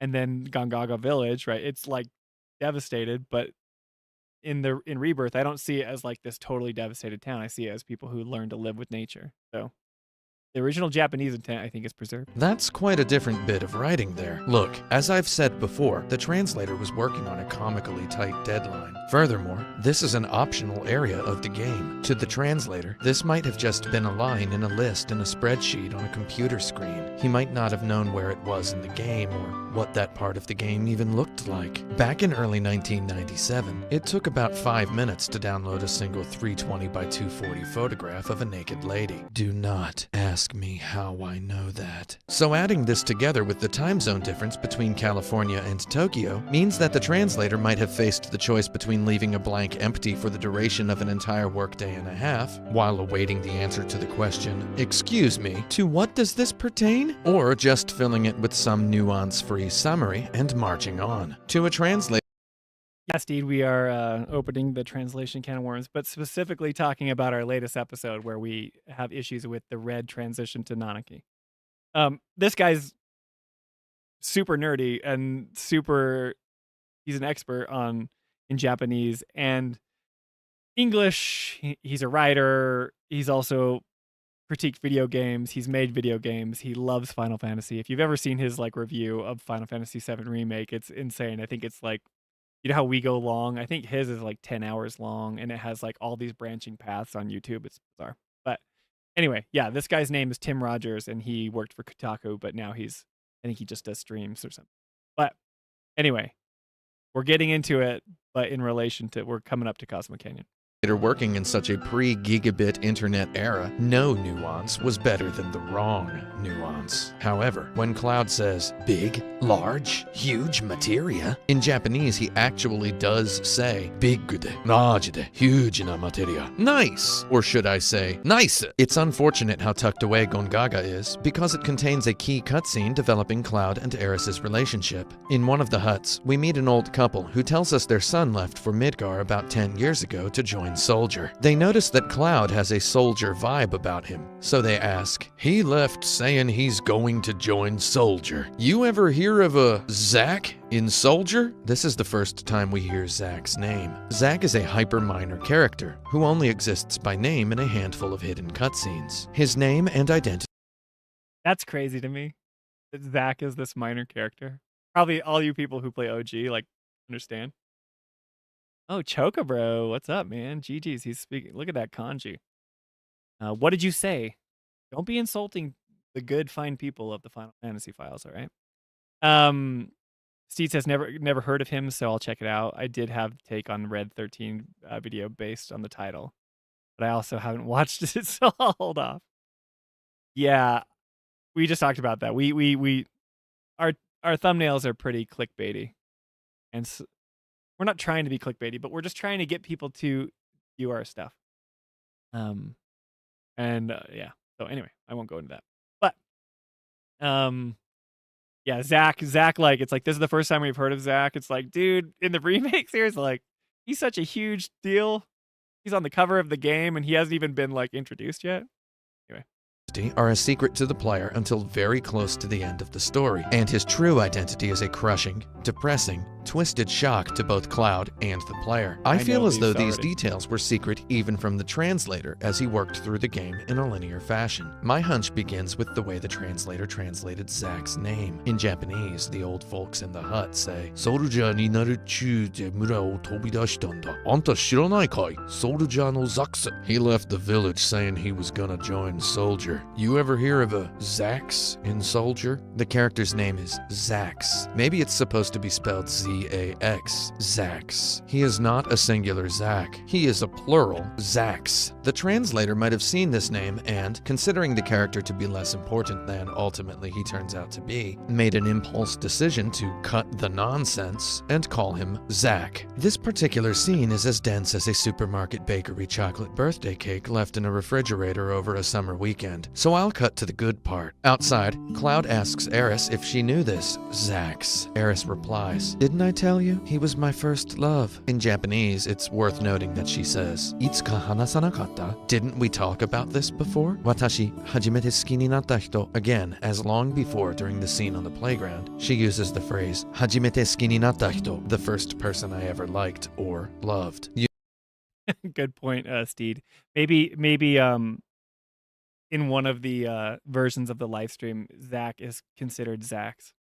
That would be a deep cut. You know, Suki ni natta hito is the name of a famous old Japanese enka song by Miyako Harumi. It's about a girl waiting in a village for the guy she likes to come back from a journey of an unspecified nature. However, this is an internet video series about Final Fantasy, and not a yoga class, so I'll quit it with the stretching. She continues. She says that Zax went missing after leaving for a job 5 years ago. I think it was 5 years ago. He went out on a job and never came back. He loved women, a real ladies' man. He probably found someone else. Okay, first of all, buddy, it's ladies' man. Ladies, apostrophe. He is the man of many ladies. That's kinda just how that particular cliched expression goes. The way you've got it written here, it looks like Eris is saying that Zack is the man of a not specified, yet singularly quantified individual lady who happens to be real. So, if you're going to use cliched expressions, you shouldn't bend them. YouTube comments will freak out if you bend them. Wow, listen to me. I'm explaining English style usage to a dead guy.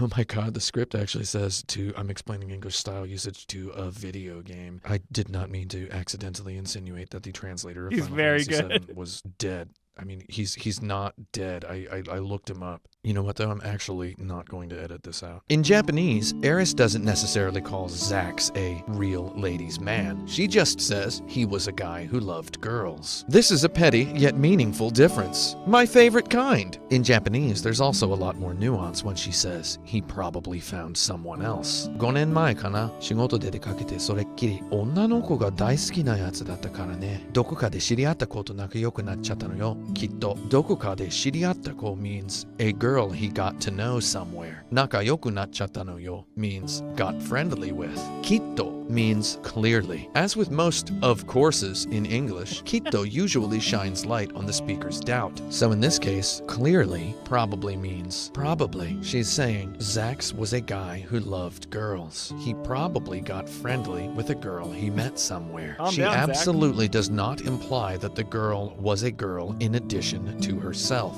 She's just saying a girl. Look, I'm not saying there's a 100% guarantee that Zack wasn't Eris's real boyfriend. All I'm saying is, Final Fantasy VII presents no solid evidence that Eris and Zack ever speed-hugged, bedtime buddied, lip-kissed, or even hand-cuddled, though it Who knew that this was going to turn into a shipper video? But anyway, that wasn't my intent. also doesn't present any concrete evidence that they didn't. Now, I know that no evidence of something does not suffice as evidence to the contrary. However, we're not pondering the deepest mysteries of the universe here. I'm just pointing out that in English, Eris says he probably found someone else. In Japanese, Eris says he clearly found someone. There's no else there. Make of that what you will. My conclusion for now is this, that the Japanese language is vague enough in matters like these actually that we haven't can seen say this it's part. more Listen. than slightly possible Eris's affection for this lady's man was unrequited.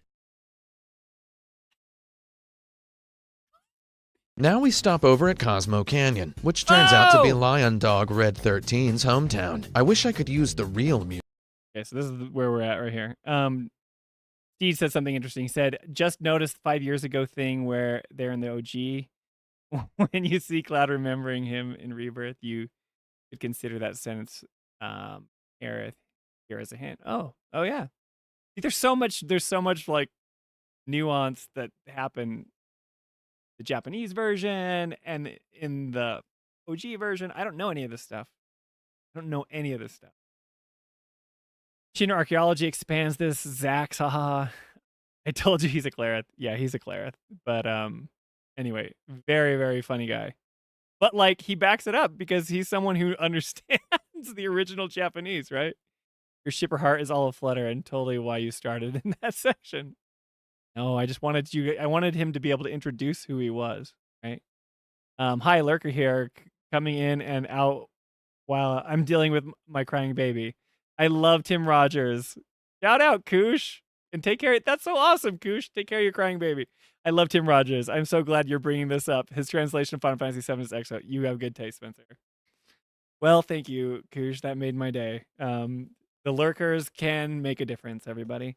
Take care of your wonderful baby. That's so sweet. Tim Rogers rules. He's so funny. The way he writes is just AI could only dream to write like Tim Rogers writes. You know, like the AI writing that everyone sees these days. Tim Rogers has his own style and the way he writes. I just have grown to love it, but I've seen a lot of his stuff. I love you guys, and I'm so glad you're back to streaming again. Thank you much for all the wonderful content you guys. Oh, you're so nice. Thanks, Koosh. I don't know who you are, but I think you're wonderful. Anyway, okay, so we're here. Let me go back one. Turns out to be Lion Dog. Okay. Oh, there you Now go. we stop. Okay. Now we're getting back to this is where they go to Cosmo Canyon. Apparently, this is what Cosmo Canyon looks like when you arrive there in the overworld. See, you've got the planetarium right there and the telescope, just like Rebirth reimagined it. Okay. So I'm going to pause it a few more times as he talks about it, but let's kind of go through his explanation as to why Nanaki is the way he is. Stop over at Cosmo Canyon, which turns out to be Lion Dog Red 13's hometown. I wish I could use the real music from Cosmo Canyon without Square Enix copyright striking this video. Oh well, hey, if you want to have a sorta good time, look up the song Final Fantasy by the Korean hip-hop group Drunken Tiger. It's a terrible song, though it aggressively samples the Cosmo Canyon theme music, which is hilarious. I remember listening to that song in a fast car crossing the desert of Nevada in the summer of 2001. I was driving across the whole country all by myself, and wait, let's not talk about that. See, when you say this is a bit, if this is like a bit, I just think this is who he really is. I choose to believe that Tim Rogers is this very hyper eccentric, like hilarious video game nerd who has all this expertise in like JRPGs. We'd be here all day. Shout me out in the comments if you'd like to be here all day. We get into Cosmo Canyon, and right off the bat, we get a little something worth pointing out. Red 13 says of Cosmo Canyon, "Here is where I was. I mean, this is my hometown." That's an odd line. Let's look at the Japanese. ここがオイラの違う違う。ここが私のふるさとだ。 Okay, did you see what he did right there? So this is Tim Rogers. This video came out before Red's voice change, before Rebirth. I'll play it again. Japanese. ここがオイラの違う違う。ここが私のふるさとだ。 That's what Red was saying in Japanese. Did you notice how he changes his voice too? Oh, don't get me wrong. Obviously, it's his style, but clearly a character of his style. Gotcha, Javier. Okay. He's leaning into it, right? He's found that it works. So, without playing Rebirth, with him just playing the original Japanese for the first time, he explains why he does a childlike voice for Red. But then it's interesting because he switches mid-sentence. He's like, oh, and he tells you why. This has a comic book bonker balls level of wacky in Japanese. He is saying, "This is where I... Oops. I mean, this is my hometown." Isn't that crazy? It's like the voice change is apparently canonical, right? Based off the pronouns that he goes into. But he also makes an argument as to why his character shouldn't change. Which in English, on paper, doesn't look that much different, except for the sudden The important point of the Japanese here is the pronoun usage. Japanese offers a wide range of first-person pronouns for every speaker. This is a neat concept. If you ask me, it's pretty weird that you don't see more languages doing this. I'm warning you, nobody better comment that English offers substitutions like yours truly. I see you about to comment that. Stop it. Come on. Get out of here with your yours trulies. Signed, me. Japanese has watashi for standard usage, atashi for girly girls, boku for boys, ore for manly men, ore in katakana for manly men who are proud of their borderline illiteracy, ore-sama for cartoonishly manly This is men whose awesome. manliness is the product of a specific type of criminal trashiness, ashi for guys who clean up horse manure in comic books about samurais, wade for a group, wade for divine or angelic beings in translated Christian scripture, or No, Jolie has not seen this. I don't know what research she did when she wrote the script and when we talked about in our last episode. But she did look up and say, like, the only thing she could find was the pronouns being different. And if you listen to her argument, it still sounds, because even if the voice changes isn't our biggest issue, especially Jolie's. Her biggest issue is that Red is an entirely different character. demons in Persona games. Waga height for an overtly pompous person. There are a lot more. The most important one for the purposes of this discussion is oida for a cute little happy tiny chubby baby boy child. The kind you'd praise as being such a big boy because he fed his macaroni and cheese to himself, because he finished a whole basket of chicken tenders in his crib with I don't know if this video is her style, Alyssa. Maybe it is. It's so funny because, like, I'm like, Jolie brought me onto the podcast because I'm kind of a huge nerd. But I can talk about my feelings and how I, perceive a game. But like, this is the kind of YouTube stuff I watch. Jolie does not watch this kind of YouTube stuff.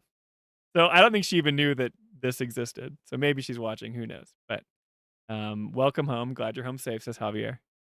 Yeah. his own two hands. It is this Biggle says, so Japanese has like screenplay direction built right into the normal sentences. Yeah. Okay, Jolie says, first time seeing this now. Interesting stuff. And this guy is funny. He's a very good writer. Like he's got his style and it's very funny. So yeah, but Jolie, you have to understand that Jolie has like this amount of time in her life because she has her job and then we have a family and then we have our hobbies. And usually Jolie is the type of person who doesn't sit down and watch things. She creates things, right? And I think it gives an interesting perspective because Jolie doesn't consume other people's opinions online. She just doesn't. She doesn't read forums. Like she reads the comments like in our YouTube stuff and she'll like respond to it. But even then, like I'm the one that responds to more of them just because she doesn't have time because she's like editing or working on something or playing with the kids or, we're doing stuff as a family. Whereas like I'm like the nerd and this is kind of my realm where I'm like, yeah, I know Tim Rogers. He speaks Japanese. He makes some of the funniest, JRPG content on YouTube. Like I love it. And so when we were talking about this episode, I was like, I have to listen to Tim because I know that he did a translation of it. Anyway, so going back to Tim, he's talking about oira, which is the pronoun that Red uses apparently. And it's like he's this little child, and I like the way Tim describes him as a little baby boy child. childish pronoun that Red 13 uses on accident for the first I in his introduction of his hometown. Red 13 then stops himself and restarts the sentence with watashi, the general usage first-person pronoun, which he's been using in every conversation with our party members so far in the game. Yeah, this is a huge omission in Rebirth. So apparently in the original Japanese, everyone's like, it's canonical in the original Japanese, so like, what's everyone's problem with it in Rebirth? Okay, like, if they're going to do that, Jolie's argument also, and kind of what we talked about in our episode, is that, like, they foreshadow it in the conversations he has with Aerith or whatever, right? But, like, in this is, in the original, the intent was that, like, he slipped out, right? He saw the people that he was around, so he was, like, faking it, but then he's like, he goes and he's like, hi, like in the Rebirth thing, it's like, hey guys, I'm back or whatever in that high pitched voice. But in this translation, he's like, says like, whatever, but then he switches to the watashi, like the pronoun that he's been using with the main party. It's like it was a secret that like slipped out of him and then he goes back to that, right? Anyway. Red 13 is hiding a secret, that at heart, he is actually just a tiny child, and he's using the occasion of having made new friends, us, the Final Fantasy VII Buddy Brigade, to reinvent himself as more grown up than he really is. That's cute! I mean, I've never done anything like that before. Red 13 gives... So, his explanation is like, he wanted... Right, and this is like Rebirth's explanation, right? It's like, I wanted to be, treated as an equal, not a dog, right? But he goes on later to explain that would not change your entire personality, right? Just a little bit of history on the canyon and his parents. This is true. This is something, you make a great point, Alyssa. Because we are spending way more time with Red. Like really in the history or the sequence of events, right? All of Remake, you hardly see Red, but then we get Red, and because the remake games are longer, it feels like we spend more time with Red. In actuality, we've only spent, I don't know, a few days or weeks with Red, right? On our journey to leave Midgar, and then travel kind of across the world and end up in Cosmo Canyon. Problem with this though is that because they've stretched these games out over such a long period of time, it feels like we've known Red for years. He's all like imprinted who he is on us, right? Which is fine. Like I don't have a problem with the voice change. I don't like it, but it's kind of the character who he was and who the game led us to believe who he was. And then that's just gone forever. My tribe were protectors of those who appreciate this beautiful canyon and the planet. Oh man. Oh yeah, Chocobro says 10 days. Let's just look at this line for a second in silence. Okay, let's move on. My brave mother fought and died here. Though my cowardly father left her, I am the last of my race. Cloud, Solid Snake. Okay, so this is the original OG stuff, right? That still sounds like the wise Red.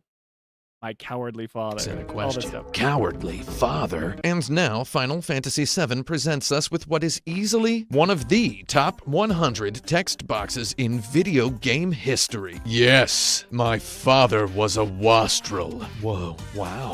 What a word. I needed to find out what this was in Japanese. だが、勇ましい戦士であった母は死に、ふぬけの父は逃げ出し、一族は私だけになってしまった。ふぬけの父は見下げたふぬけ野郎だ. In Japanese, Red 13 uses the word funuke to describe his father's actions. Cloud clarifies by repeating funuke, and Red 13 elaborates. Yes, my father was a misageta funuke yaro. Misageru is the verb look, combined with the verb lower. It sorta means look down on. As a past tense verb juxtaposed with a noun, it feels like the adjective despised or despicable. Yes, my father was a despicable funuke yaro. If you don't know what yaro means, you might not have watched every episode of this entire series to date. Please go back and, hey, I promise that you might have a good time. Funuke just means fool or coward. So Red 13 is saying, my darn father was a despicable coward. We could say that funuke is sort of an old manny way to say coward. This makes a lot of sense given that Red 13's mentor is the 130-year-old man we're going to meet in a minute. So the translator grabbed his thesaurus and dug up a hog bonkers wheeler of a synonym. Wastrel. Wow. So good.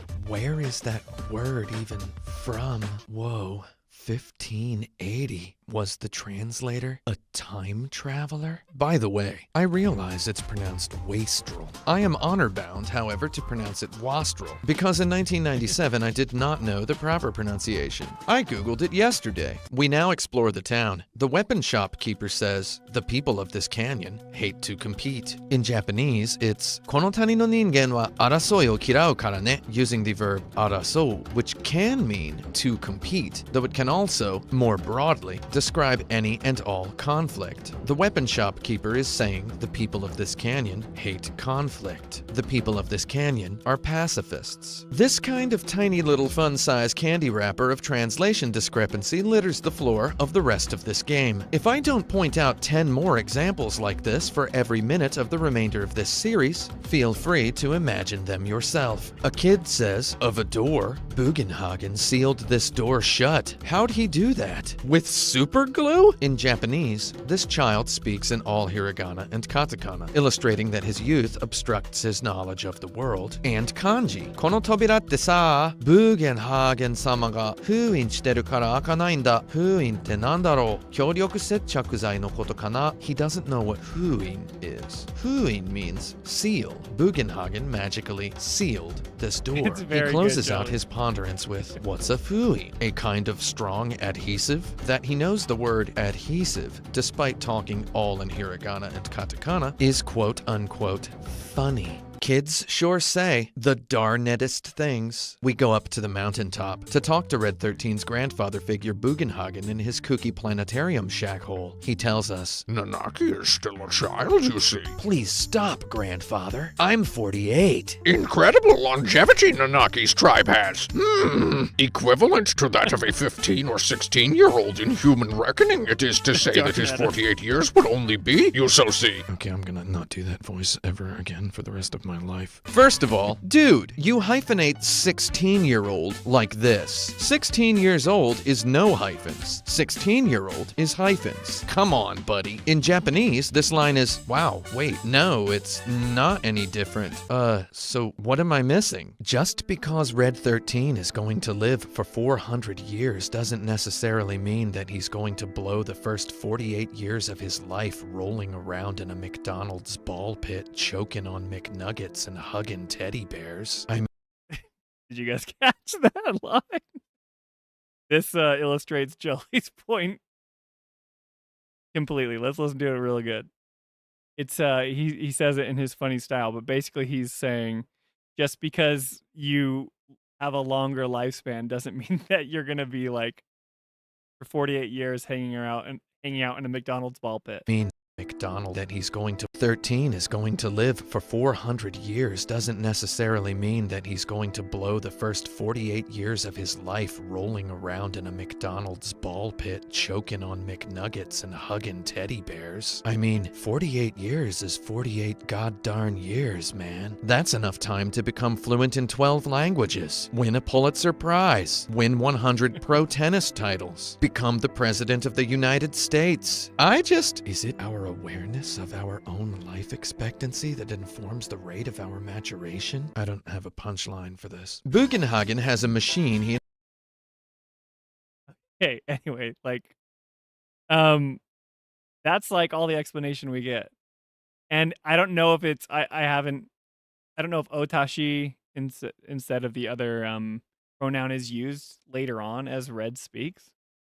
But the idea is, yeah, he's like a child to the people of Cosmo Canyon, right?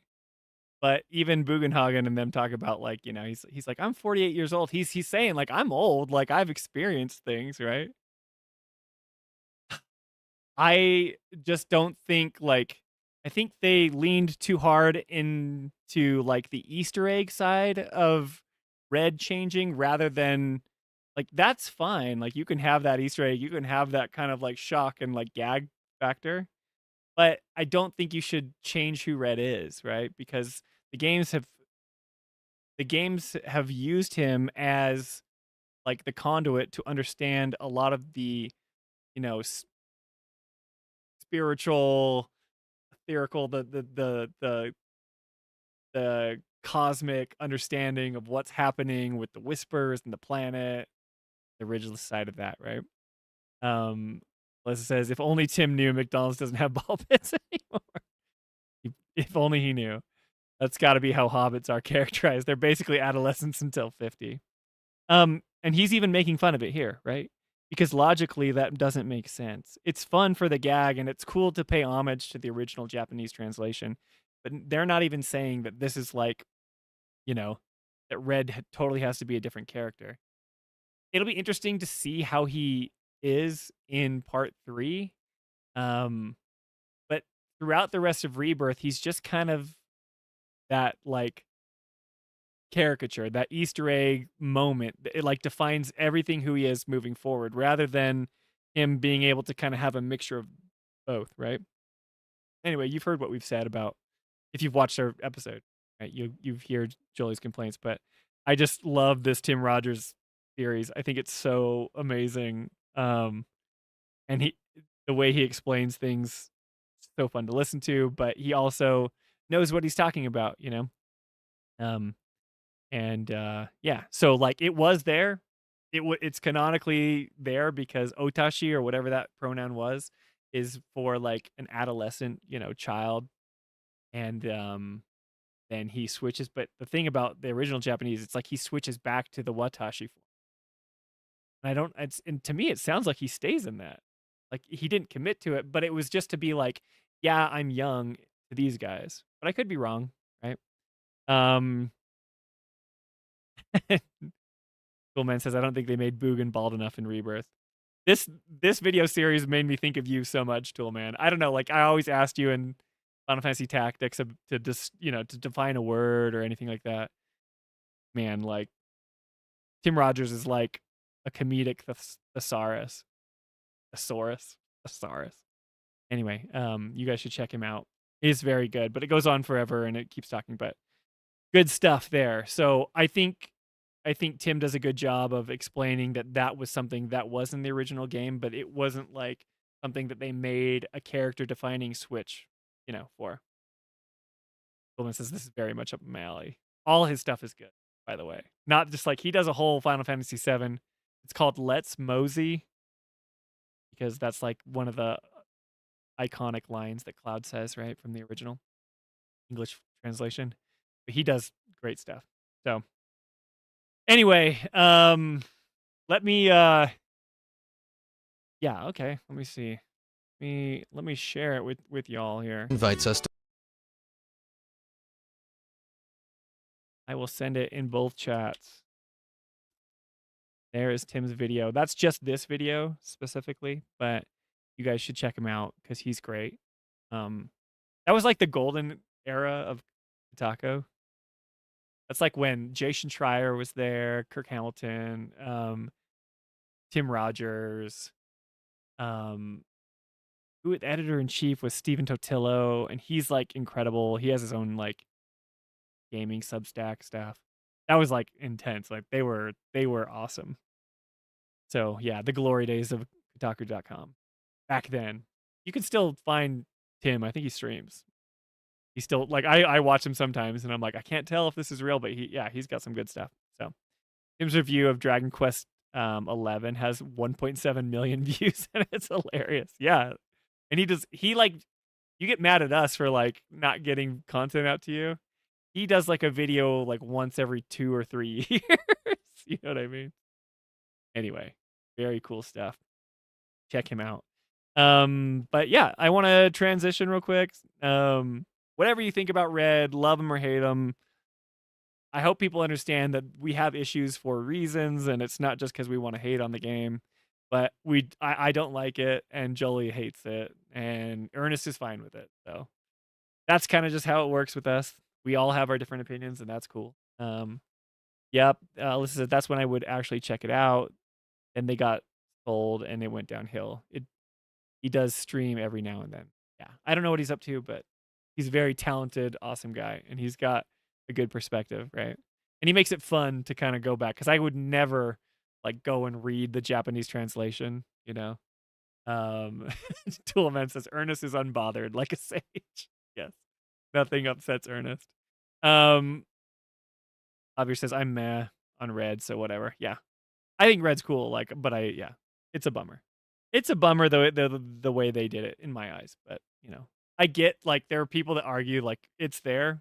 I'm like showing yes, it's there in the original, but I don't think that the way they handled it in Rebirth is even true to the original. I think that they lean into it a lot harder than they even do there. I think it's played for a gag and then they just kind of move on, whereas like now it defines everything about his character. Alyssa says his reviews on Action Button channel, I think it was, are really good. But yeah, it's been a long time since he's released another. I feel like most players are like Ernest. Rax the Reaper says, to be honest, I'm in the minority of liking how he's actually portrayed. See, that's cool. Like, I don't. This is what I'm talking about. Like Ernest, it doesn't bother Ernest. I think it's cool. Like for those that care and like knew about that Easter egg, I think that's super cool for them, right? But I think like what Jolie says, if you listen to the episode, I'm kind of like bothered by it, but it doesn't keep me up at night. Whereas Jolie's like, this bothers me for these reasons. And so I've kind of come around and I've soured on it, but I still like Red as a character, you know, but it feels like he has to go through a whole new character growth and whole new thing where we'll talk about it later. And as we get through chapter 10, right? Stuff, but good for you, Trax the Reaper. I think it's cool. Like if people like it, it's not a problem. This isn't something like where I feel like, just because I disagree with like the developers, their decision to do this, this is the thing I think that separates us from Sebi, whereas Sebi like makes fun of people who think differently than him, right? And it's this like, you think that way, you're stupid. And I don't think so at all, right? I think like we can have criticisms about the game and we can disagree, but we can both enjoy it in our own. Chocobro says the gag is forever. I think they're using Red to be a comedic pair with Yuffie. Okay, so they keep using that pronoun forever because he literally switches back to Watabi or Watashi mid sentence, and then I don't know if he's using it again. He doesn't comment. But, gotcha. But I do think Jolie's right that they changed his whole character with the voice, and they didn't have to. To me, it's not so much the voice; it's the personality swap. Yep, that's our issue. But love it. I love that we can disagree and keep going. So anyway, I want to switch gears. The stream has been good. It's working, right? Everything's working. Nothing's crashing. Yeah, you guys can thank Alyssa for these streams because she super chats us so much. So another shout out to Alyssa. Thank you so much for everything you do. You make this happen. And I will let me go grab something real quick. I will be right back.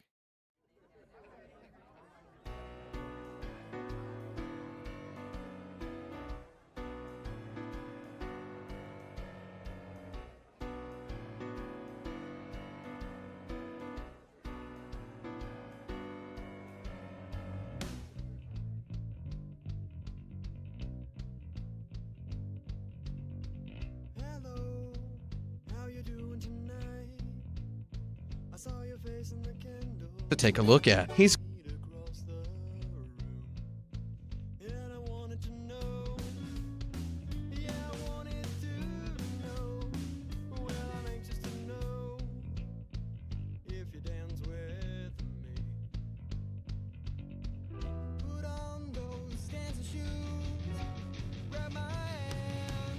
Let's dance. Let's get this ballroom rocking tonight. Clear the floor so we can do this right. We will dance till we got holes in our souls. Let's get this ballroom rocking tonight till the moon fades out and the sun's inside. We will dance till we hear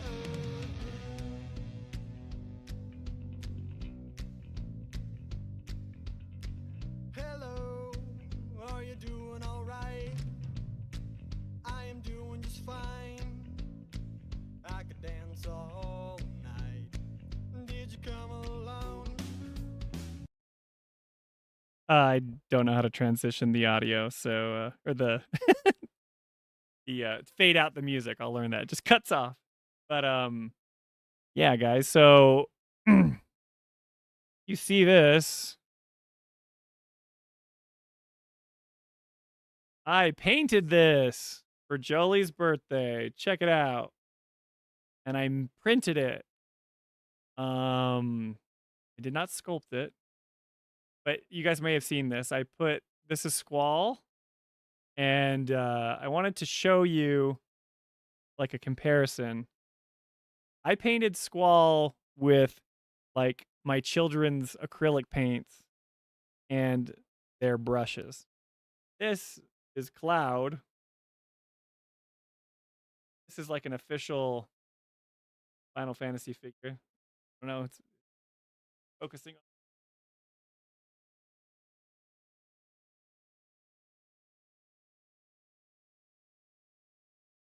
It's just focusing on my head. One sec. I'm afraid like the sword's gonna fall off. Don't break. I stole this from Jolie's office without asking her. But yeah, this is Cloud. The detail on him is quite good, but a lot of the detail is in the focus on him. I'm like trying to like not let it. Anyway, a lot of the detail is in, I don't know, there you go. Is in the actual 3D model itself. He's really cool looking, right? But if I held these two next to each other, I don't know if you guys collect or do figures or something like that. I think I did a pretty good job for my first paint job. And it was a bit tricky. Yeah, but he turned out pretty good. I did like a cool wash on the Marlboro. I did some like accents on his pants and stuff like that. His face is actually terrible, and I don't want you guys to see it, but you can't tell because he has those awesome Namora bangs, so you'll never know. But like, even his gunblade, you know, the detail is great on this, right? Thanks, Hemophiliac. Yeah, they DLSS Squall Spencer edition. But this is the first time I ever painted one. I've printed some before, so I guess I'll just run.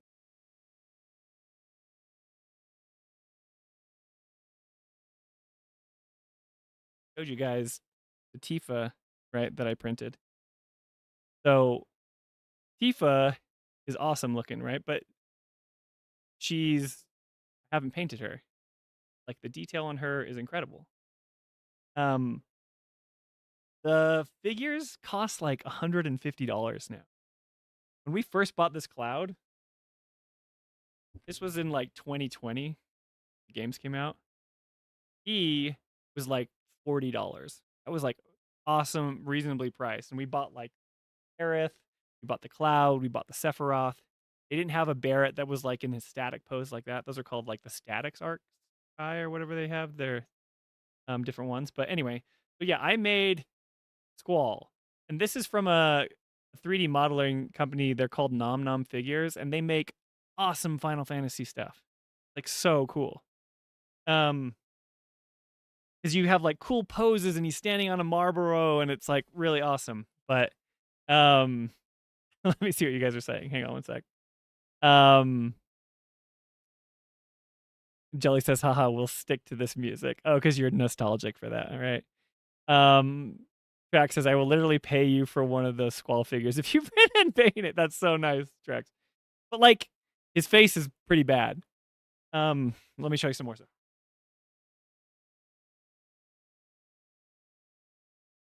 So this is what I painted him with. This brush was like the big green Marlboro, like, you know, the stuff where I could do big heavy coats and kind of just all do one color.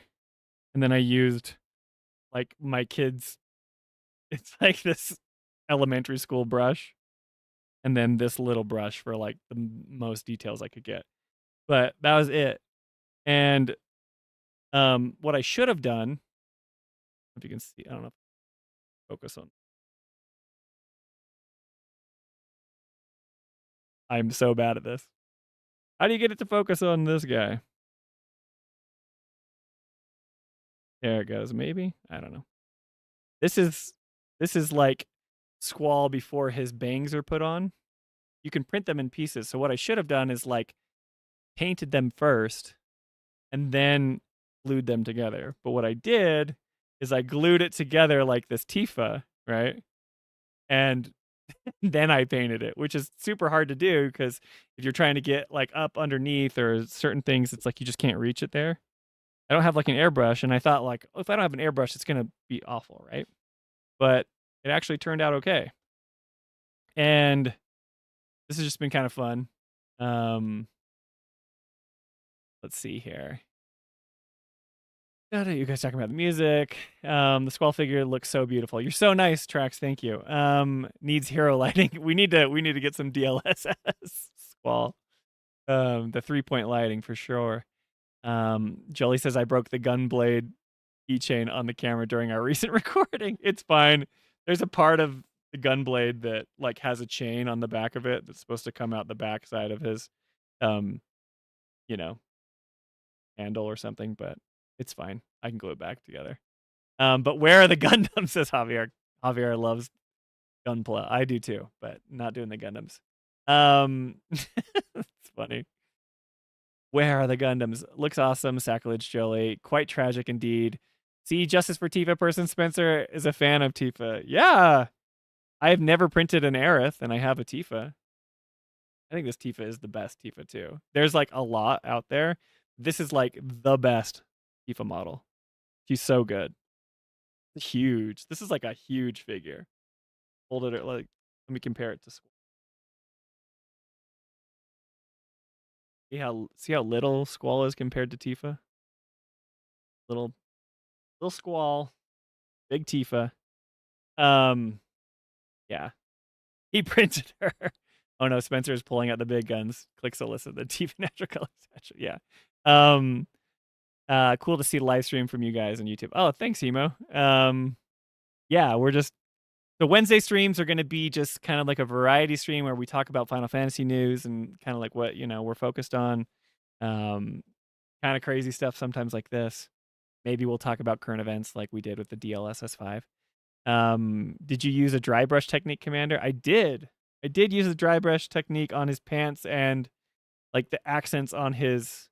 You won't be able to see it because his jacket has like some pockets and some geometry that sticks out, and the dry brush really kind of sticks out. His hand has like, it's not going to focus on it, but his hand has like wrinkles on his gloves, and it just kind of accentuated. It was my first time, and I could do better, but sitting on Jolie's shelf, it just looks awesome. And I'm like, okay, like now I don't have to spend $100 on like a figure that's like this big. I can make whatever I want, which is awesome. So I'm really excited about the 3D printing stuff. Let me switch over here. I want to show you kind of what we've been doing. So this was like the first thing that I painted. Pretty easy, right? It's a little cactuar. It's for a project that Jolie and I are spinning up, and it's going to be awesome, but can't tell you guys everything about it yet. But yeah, this is our little cactuar man. Let me see here. So yeah, I was just painting him. Not a huge deal. I was like, but I did it all wrong. Do you see like how he's got some of the actual resin right there? I didn't prime him. I didn't do anything. I didn't know what I was doing. I just started painting him with a brush. Like my kids were just playing. And turned out pretty good. So I was like, okay, like I can do the squall, and the squall was hard, but this is me in my 3D print setup. Okay, so this is Squall's body parts coming out of the printer, and this is what it's like when they're attached to the resin. They're all goopy, and you need to wash them first. So pull them out, and that heater's going crazy. That's what it sounds like. Jolie got me this 3D resin. This is called a washing and curing station, and I love it. Before I was washing it in like my own buckets and stuff, and it was this awful situation. And this like will cure it. This just will spin the alcohol around it and clean it, which is really cool. Anyway, then once I have them, then I start like I have to take them off, and I'm like still learning how to use my 3D printer because the exposure on these things are stuck to the plate like way harder. You'll see me try and take them off, and I was trying to film this. But yeah, look at the detail on this. Like it just turned out so good. You even see some of the texture like right here on his knee and stuff. I don't know if that's coming through on the stream, but really cool. Better not paint me with a broad brush again. Justice for Tifa. I like Justice for Tifa. Whoever you are, you've got all the threats are great. But yeah, I was like, I'm not getting this done. So anyway, I'm like trying to take these things off, and it's like I'm grabbing all this stuff, and it was bad. I had to get like an X-Acto razor blade edge because nothing was working. I'm finally trying to like peel it off. But once you peel it off, then you have to get rid of these supports. There's lots of methods to do it so it doesn't leave like these pock marks and stuff. But this is kind of like, you know, his stuff. This is like his belt. You don't want to chip off any of the lion's mane when you do this stuff. Delicate process. It's a lot of work, but it's very rewarding once it's done, you know?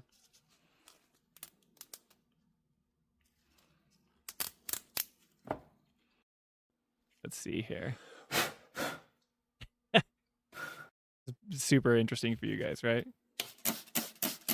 So it was freezing in my garage, and it was like I have my coat on. I actually am probably wearing this Mass Effect coat, but I'm in the garage and I'm like super cold, and I'm spraying this really cold alcohol on them, but you have to get rid of all the excess resin because it's still like been sitting in the vat and it's just dripping. So the idea is to rinse it all off, and once that's removed, then all the detail can come out, which is really cool. So try to get that off as much as you can. And then once they're ready, you kind of dry them. But I used, I have an air compressor, and I just like spray them dry. Yeah.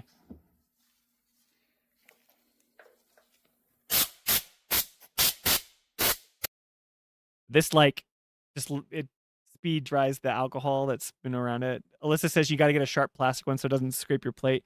I know I've tried that before, and they give you like this plastic one, but the plastic ones I have like never work. I need to lower the exposure, the amount like I print on the bottom of the build plate so they come off easier. But anyway, Billy says hemophilic, like you were awesome. Did you say hello or something that might remember?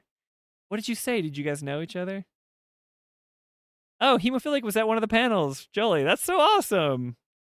That was like one of Jolie's favorite things was doing the panel at MagWest. So very cool. Yes, I'm the Orange County guy. Smiles. Oh yeah, hello again. This is what's cool about the live stream. Anyway, the live stream.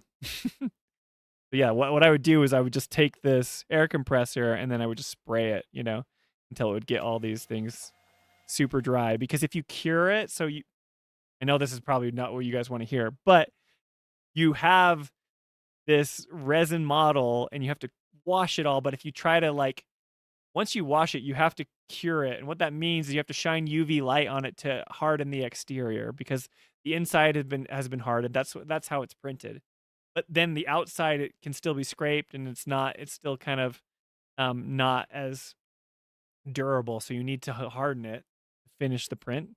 and you put it in this big orange thing here, and it shines UV rays on it. But if you cure it before it's dry, then the alcohol like is all stick to it, and you have these shiny spots on the model, right? This is what you do. Once they're all dry and clean, look how much better it looks, right? And then you go like this, and then you cure the thing for a while, and it just sits there and kind of bakes in there until it gets hardened, right? I should have painted each piece individually like this, then put it together. That would have been so much better, but I didn't do that, and it made my life so much harder. Because there's like brown on Cloud, or on, I want to call him Cloud, on Squall's, you know, whatever this is, the collar, the fur collar, because like his peach skin tones and his brown hair got all on it and stuff like that. So it was like a bummer. But okay, and this Marlboro, dude, so hard.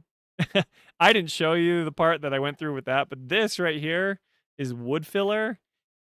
When you make 3D prints, that Marlboro is like 5 pieces that I have to connect, and not all of it connects together. You guys can't really tell, but down here, kind of by his thing, it's got some like kind of white glue-like stuff. That's just the wood filler that I use to combine the whole thing. You can sand it down and look it better. Luckily, I have an ugly creature, so it doesn't matter. But if I was trying to stick like Tifa together and like fill in some cracks, it would be very noticeable if I tried to like use some things to fill in like epoxy or wood filler. But anyway, a lot of prep work goes into this. But this is me gluing it together. It looks, I love the way it looks without it painting. I think it looks so cool. But because it doesn't stick right away. I got to find a way to, there's like a accelerant that you can spray and the super glue like sticks right away. But right now I just like have to hope that it sticks. And a lot of times the arms are falling off and stuff. But yeah, this is me sticking more stuff together, which is really great. But the head, like, luckily gravity was pushing his head down. But look how cool he looks, right? This is just with one shop like light hanging over Squall. That right there is what Jolie broke in our latest recording. The chain, the lion chain coming off the gun blade. How embarrassing. But yeah, then I was just kind of playing around with some lighting. I put up these like black poster boards and on our black table, and I was trying to get some cool shots. So I was trying to get some of the lighting. I used red or not red, I was like using orange. Because I think Final Fantasy VIII has like an orange theme around it, right? But Michelangelo would be proud, Commander. I love that he's on top of the Marlboro. Yeah, so awesome. But then this was me taking a video of him. Look how cool he looks, right? Isn't that great? I don't know. I freaking love him. I think it's so fun, guys. And now, like, and his model cost me like $16 to buy. I'll show you guys the Nom Nom figures that you can get. There's so many cool ones, and I plan on making more of them. But yeah, I filmed this. Do you see like the wood filler on the Marlboro here?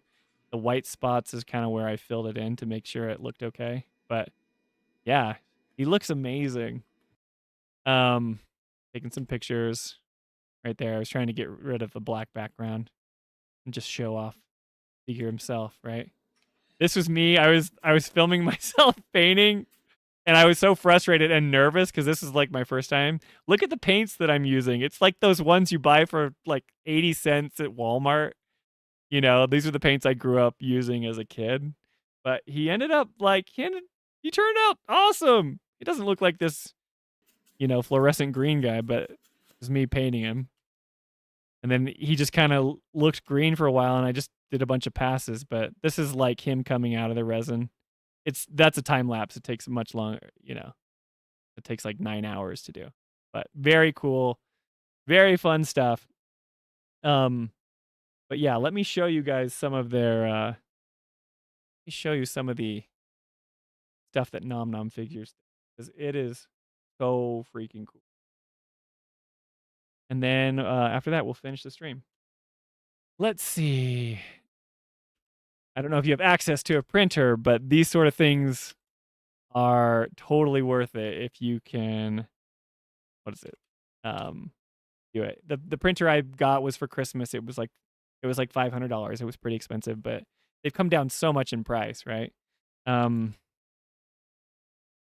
to what they used to be. Final Fantasy. I'm looking at Nom Nom figures. Okay, check these guys out.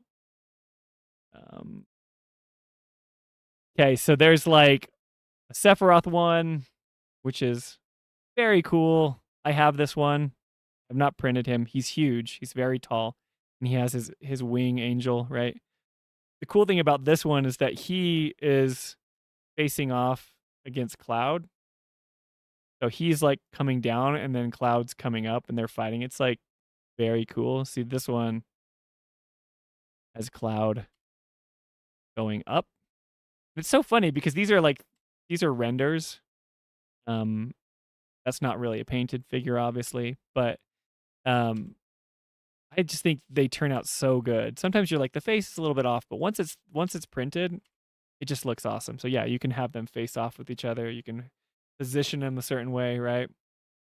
Yeah, very cool. Toolman says, will this run on my HP LaserJet 2002? Probably. Give it a whirl. Just pour the liquid resin on it and it will probably come out that way. Yeah, so I have Cloud and Sephiroth. I actually have this. This is $40. I got it on a sale for much cheaper than this. But I don't know anything about Final Fantasy VI, but this is Terra. I think it's, yeah, on a Magitech armor. And it's like very big. Look at all the parts that it comes with, you know. It's always measured in millimeters, but it would like tower over Squall. Because Terra is like on the back of the Magitech, you know. I don't know if it's so funny because they get to interpret it more because Terra wasn't rendered in 3D. We don't have like, I think they've done like cutscenes and stuff for 6, or maybe they have an idea of what she should look like, but just look at that. Very cool. Javier says, love Terra, extra spiky haired Cloud. Yeah. Oh snap, they have Chrono Trigger on there. I think they do, yeah. They've got Chrono Trigger. Very cool stuff. This one is, tell me what you guys think about this as you Final Fantasy X enjoyers. I was telling Jolie that like I kind of like the, you know, Squall standing on the Marlboro like stance. He's got like an action pose, but he's not crazy. This one of Tidus is just intense. Jolie's like, I love it, right? But it's intricate. Like he's in the waves, right? Very cool. 12 inches tall. Okay, 12 inches. Thank you. So you can trust Alyssa because she's a machinist. She understands these measurements. I'm like millimeters. I gotta put it in a converter or something. They did some 3D renders after you said Cydia NT was 3D. Okay, gotcha. So that's like, so Trax is saying that in Dissidia, I think, was that like a fighting game for Final Fantasy or some type of game where Terra was in it and we have like a 3D render of her rather than just the pixel art, right? Sometimes she's blonde, sometimes her hair is green. Which hair color do y'all like for Terra? That's right. Anyway, so this is Titus or Titus if you've pronounced it Titus.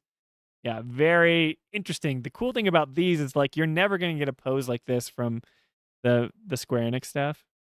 I mean, it's out there, but I think it's pretty rad. So yeah, this one of Yuna is pretty cool. You know, and like I'm willing. It's a lot of work to do all this stuff, but now that I have the it means like resin costs like $20, and it can probably make like a bottle of resin can probably make like 7 or 8 of these Yunas or 7 or 8 of these Squalls. You know, maybe that's a little much. Maybe like 5 of them until I run out. So that's like $20 for that, and then I pay for the model, and that's like $36, $40, you know, paints. Maybe it's costing me $50 to do all this, and obviously my time, but it's very rewarding and very cool. So very awesome. Quick math for it. It's just size of millimeters divided by 25.4. Okay, very cool. To convert to inches, I like her as a blonde, but I don't mind the green. It is like Link from Link to the Past. The dude has brown hair, but his sprite is pink. Yeah. That's how it's so funny because I have, what's another example of that? It's like when you play Metroid, I love Metroid. I play it with my boys, and there's that Easter egg with Samus. She like is wearing her like swimsuit if you beat it in a certain time. It was like a very video game Easter egg. It's like Samus is a girl, but her hair's green at the end of that when you beat it, and I think they've changed it to be brown. And then it's like, but now she's portrayed as blonde. Sounds like Terra has a very similar thing. Toolman says Green Terra is better. Can also do it with the kids too. Anyway, just very cool stuff. They've got Yuna. They've got Zack. I don't love their Aerith. I actually have a different Aerith. See, like this is kind of a more stylistic Aerith, if you guys can see. It's cool looking, but you know how it's very cartoony. It's it hasn't been put through the DLSS 5 renderer yet.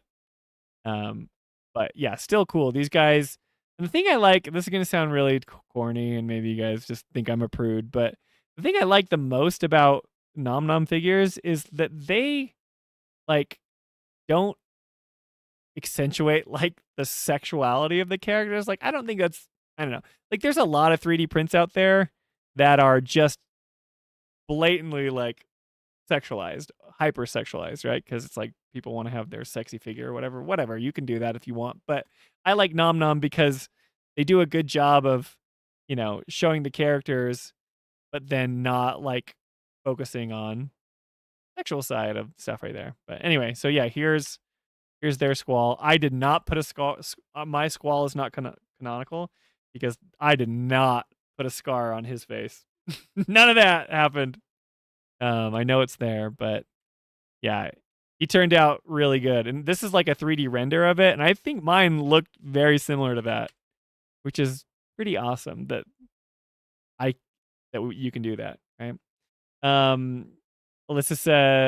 Jolie says, yeah, good point on Samus.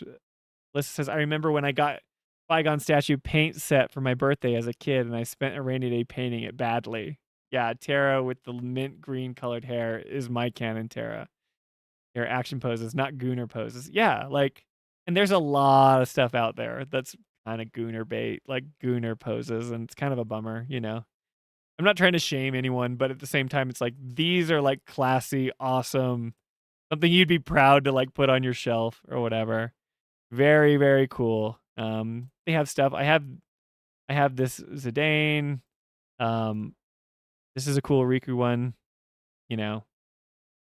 All the stuff I haven't played, but this is very similar to the Tidus one, where she's like manipulating the water and stuff like that. But anyway, yeah, there's some weird ones out there. There's a lot, but if I keep scrolling down, you'll probably see them. Anyway, very cool stuff. I'm probably going to cut together a video that I kind of showed you the stuff of me putting together Squall. But I had a ton of fun doing it, and I don't know if we'll ever get to that point, but Jolie and I, Ernest and Jolie, they've gone to Mag West. Ernest is going to like this gaming convention, and he sets up like a Final Fantasy banner and stuff, which is like cool. But I'm always like, it's cool. I think a few people have like Breadcrumbs in Gaming who used to watch us play the Tactics stream. He met him at like a retro gaming expo in Seattle or something. But if we ever went like to one in Utah, I would bring like figures. I would paint them and put them on display or whatever. I don't know if I would sell them. I think to sell them you need to buy a license from Nom Nom to like in order to sell their stuff. But yeah, it would be cool. That would be fun, but who knows if that'll ever happen. BGM Con is next month in Minnesota, says Hemophiliac. Yeah, I think Ernest is going somewhere in Minnesota or in the Midwest. I don't know where he's going, but they offered us like if Jolie was going to MC for them to go, but we decided against it. Yeah, Jolie says, okay, Ernest will be there. But because like when we got to go to Mag West, we had the opportunity to like, interview the voice actors and do all that stuff, which was like a huge, awesome opportunity for us and very cool. Whereas this one, it was like, you can show up if you want, but people aren't going to be going there to like do anything Final Fantasy related. So we decided to not go. Ernest will be there just because he likes going to these things. Jolie won't be there. And I was always planning on staying at home with the children. But anyway, guys, look at that. It's 11:35. I talked a lot about nonsense for a while. I like that new start time. Just some housekeeping before we go. If you guys see this here, the music's going to kick in again, but oh, hang on, let's see. Okay, Jolie's saying something about hemophiliac. Jolie, you got to take Spencer somewhere. Show him a good time before Barrett steals him away. Love Barrett. Hemophiliac we have a panel scheduled. He's doing a side presentation of sorts, not Final Fantasy. Think about the importance of physical cartridges. Oh, I'm missing that. I'll be sure to say hi to Ernest. You have a panel? What is it? Okay, don't scream at the kids, Spencer. So I lose my voice. Yeah, I was like, come on, guys. Hey, I've been at home with the kids this whole week, and they've been doing great. In the Midwest, you say, ? Yeah, Ernest is going. Just got home from Las Vegas and so surprised to see this live stream. What's up, DK? Yeah, man, welcome home. I hope you're having a good time. We're just finishing up, but Hemophilic says, yes, I'm going to be a 26-year-old retrospective overclocked remix. Okay, sorry. Yes, it's going to be a 26-year-old retrospective on overclock remix. Very cool. Yeah, Jolie was planning on going, but because we didn't have, Jolie has to choose, between what she goes to, because I tell you, we just don't have time. And, the money for the flights and the hotels or wherever she's going to stay, It's, for sure. Okay, let's come up with the Barrett Spencer shipper name. It's got to be Spenrit. It's Bear Sparret. That works. Barrett. I think Sparret's good. I want my name to be first. Just kidding. Barrett's way more important than me. Yes, flying is expensive. Yeah, so that's why we're not going. It's just like having a hotel, flying out. Jolie's, has to leave work and all this stuff. So Spenrit. I like Spenrit. Gotta get some of that N from Spencer in there. Spenrit. Anyway, but it's so good to be back. I was going to show you this, but I am actually, I'll just tell you, don't worry about it. Our streaming schedule is Wednesday nights. It'll be me. And then Friday nights, we're going to start our remake playthrough. So that will be me and Jolie playing through remake. Like I said, I have it set up so we can both stream here, and we'll be playing it here on the PC. And yeah, we'll go through the whole game. We're not going to try to get too sidetracked. I know I'm such a rant cam person where I'm like, oh, I'll talk about this subject for an hour and we didn't get anywhere and I missed the chat. The idea is for Friday is for us to play through it and to interact with you guys.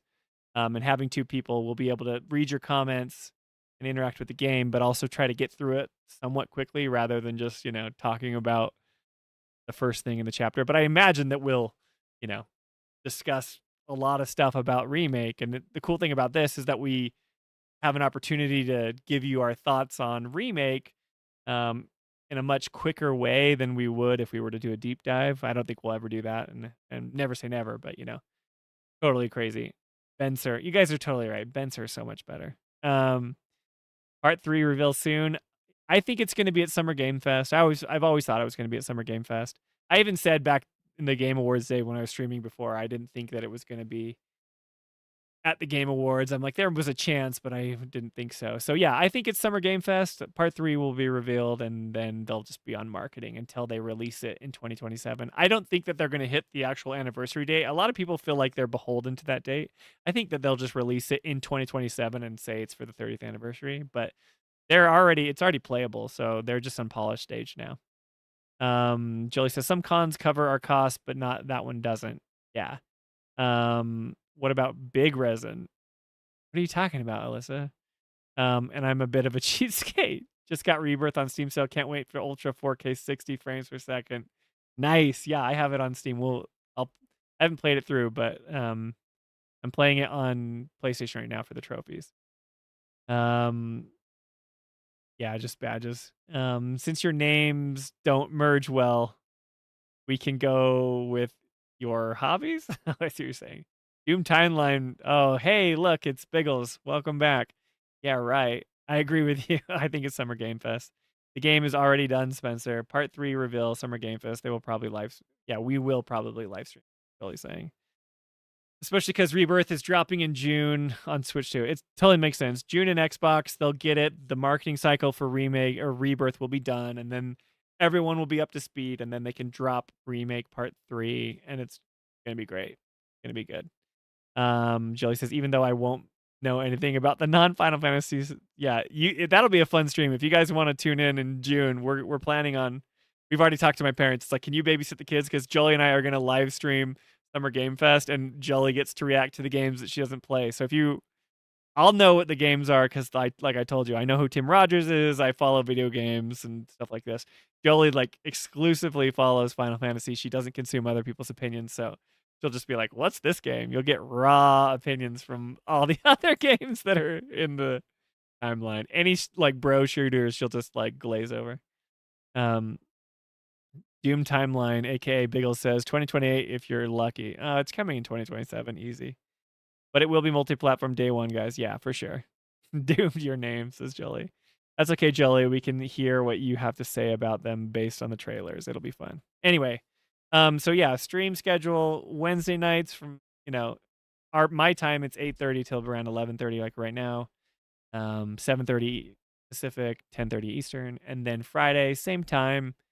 8:30 for us, 7:30 Pacific, 10:30 Eastern time. Come watch me and Jolie play Remake. It'll be an interesting thing. We're gonna try this thing where we pass the controller off. Like we'll literally have a timer. I don't know if that's gonna cause too much chaos and it'll be like silly, or if we'll get frustrated and we'll like want to control. Because I'm like, I want my materia to be this, and I don't want to spend hours like tweaking my weapon so it has these stats, and then Jolie comes in and she wants to change it. So I don't know. Either way, it's gonna be fun, but we look forward to seeing you guys on Friday. And thanks for chilling with me. We'll have a good time, but we will see you guys on Friday if you want to come join us. But thanks for helping me test the stream. I think it's working. There's things I need to fix for sure, but it didn't break. So that's what I care about. Let me finish up the chat and then I'll say goodbye to you guys. Yeah, DK says anyone who buys all 3 games at the same time will never know our suffering. There are people who are waiting. I think Javier held out for a long time, but Javier was the Xbox guy. So, by the way, compliments on the new layout, Commander. I like it. Oh, thank you. Here's the thing, like with gameplay, I like having your chat shown all the time. I mean, this is kind of advertising right here in the bottom left corner where it's just us saying like, check out our deep dives. But like when we go to like gameplay, it'll look something like this where we'll go down in the corner and then the gameplay will be in this window. I know a lot of people like want it to be full screen, but I always feel like cutting off part of the game is weird, I don't know. We'll play around with it. I don't have it expanding to the full thing because I always felt like the chat was just going over important details on the screen and that my like camera was going over it. So we're going to play around with it, but for now it'll keep it this way and then the gameplay will be here. But yeah. Kind of fun. The streaming stuff is great. I'm thrilled that you guys want to come and hang out with me. I always feel grateful and overwhelmed that you guys would want to hang out and chat. So thanks for being cool. It's so good to be back. Biggle says chaos is fun. 2027 because it sounds like they're finishing it up already. 2028 if GTA gets pushed back again. That's true. If something like GTA gets in the way, that would be such a bummer for that to like steal the wind from its sails right before the ending of part 3. Chaos is fun. Oh, you guys talking about oh, I see what you're saying. I think 2 control will work at once. So we don't have to pass the controller. Okay, maybe we can see if that works. If like the inputs will work for 2. This says, nah, we can make it whatever materia you just bought has to be added or something. Thanks for streaming. That way you guys don't mess with builds too much. We're leaving up the factory for 10 days. Or we're leveling up in the Jolie's like, I'm leveling up in that factory in chapter 3 where she just wants to kill those like face hugger things that like crawl on the walls. Jolie will literally do that. She's like, I'm just gonna level up so I'm really strong going throughout the rest of the game. She's not joking, you guys. Alyssa says, and maybe chat picks the weapon upgrade while you guys pick the weapon or something. That'd be awesome. Hemophiliac says, like the person who did level 99 in the opening bombing mission in original. Yeah, totally. There's like stuff you can tweak now because they, you know, let you turn on like more damage. I think we're just going to play it straight. We're not going to add any of that stuff unless it makes sense for stream. So anyway, but you guys at Rule, thanks for sticking around. Yeah, and we will catch you guys on Friday. Yeah, get to sleep. All you East Coasters, sorry for making you stay up later, but we're starting a little earlier, so we're not going so late. But I can't promise I won't rant some of these times. But anyway, yeah, it's in chapter 3. It's that one where you just kind of do the stuff in the Sector 7 slump. So anyway, you guys rule. I'll talk to you guys on Friday. Come and hang out with Jolie. She's way cooler than me.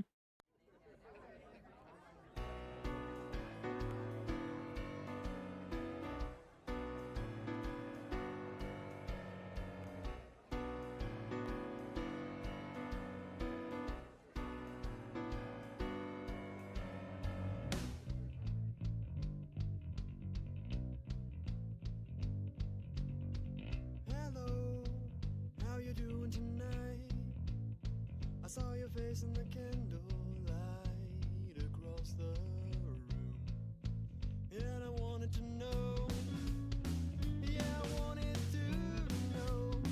Well, I'm anxious to know if you dance with me. Put on those dancing shoes, grab my hand, let's dance, let's get this ballroom rocking tonight. Clear the floor so we can do this right. We will dance till we got holes in our souls. Let's get this ballroom rocking tonight till the moon fades out and the sun's inside. We will dance till we hear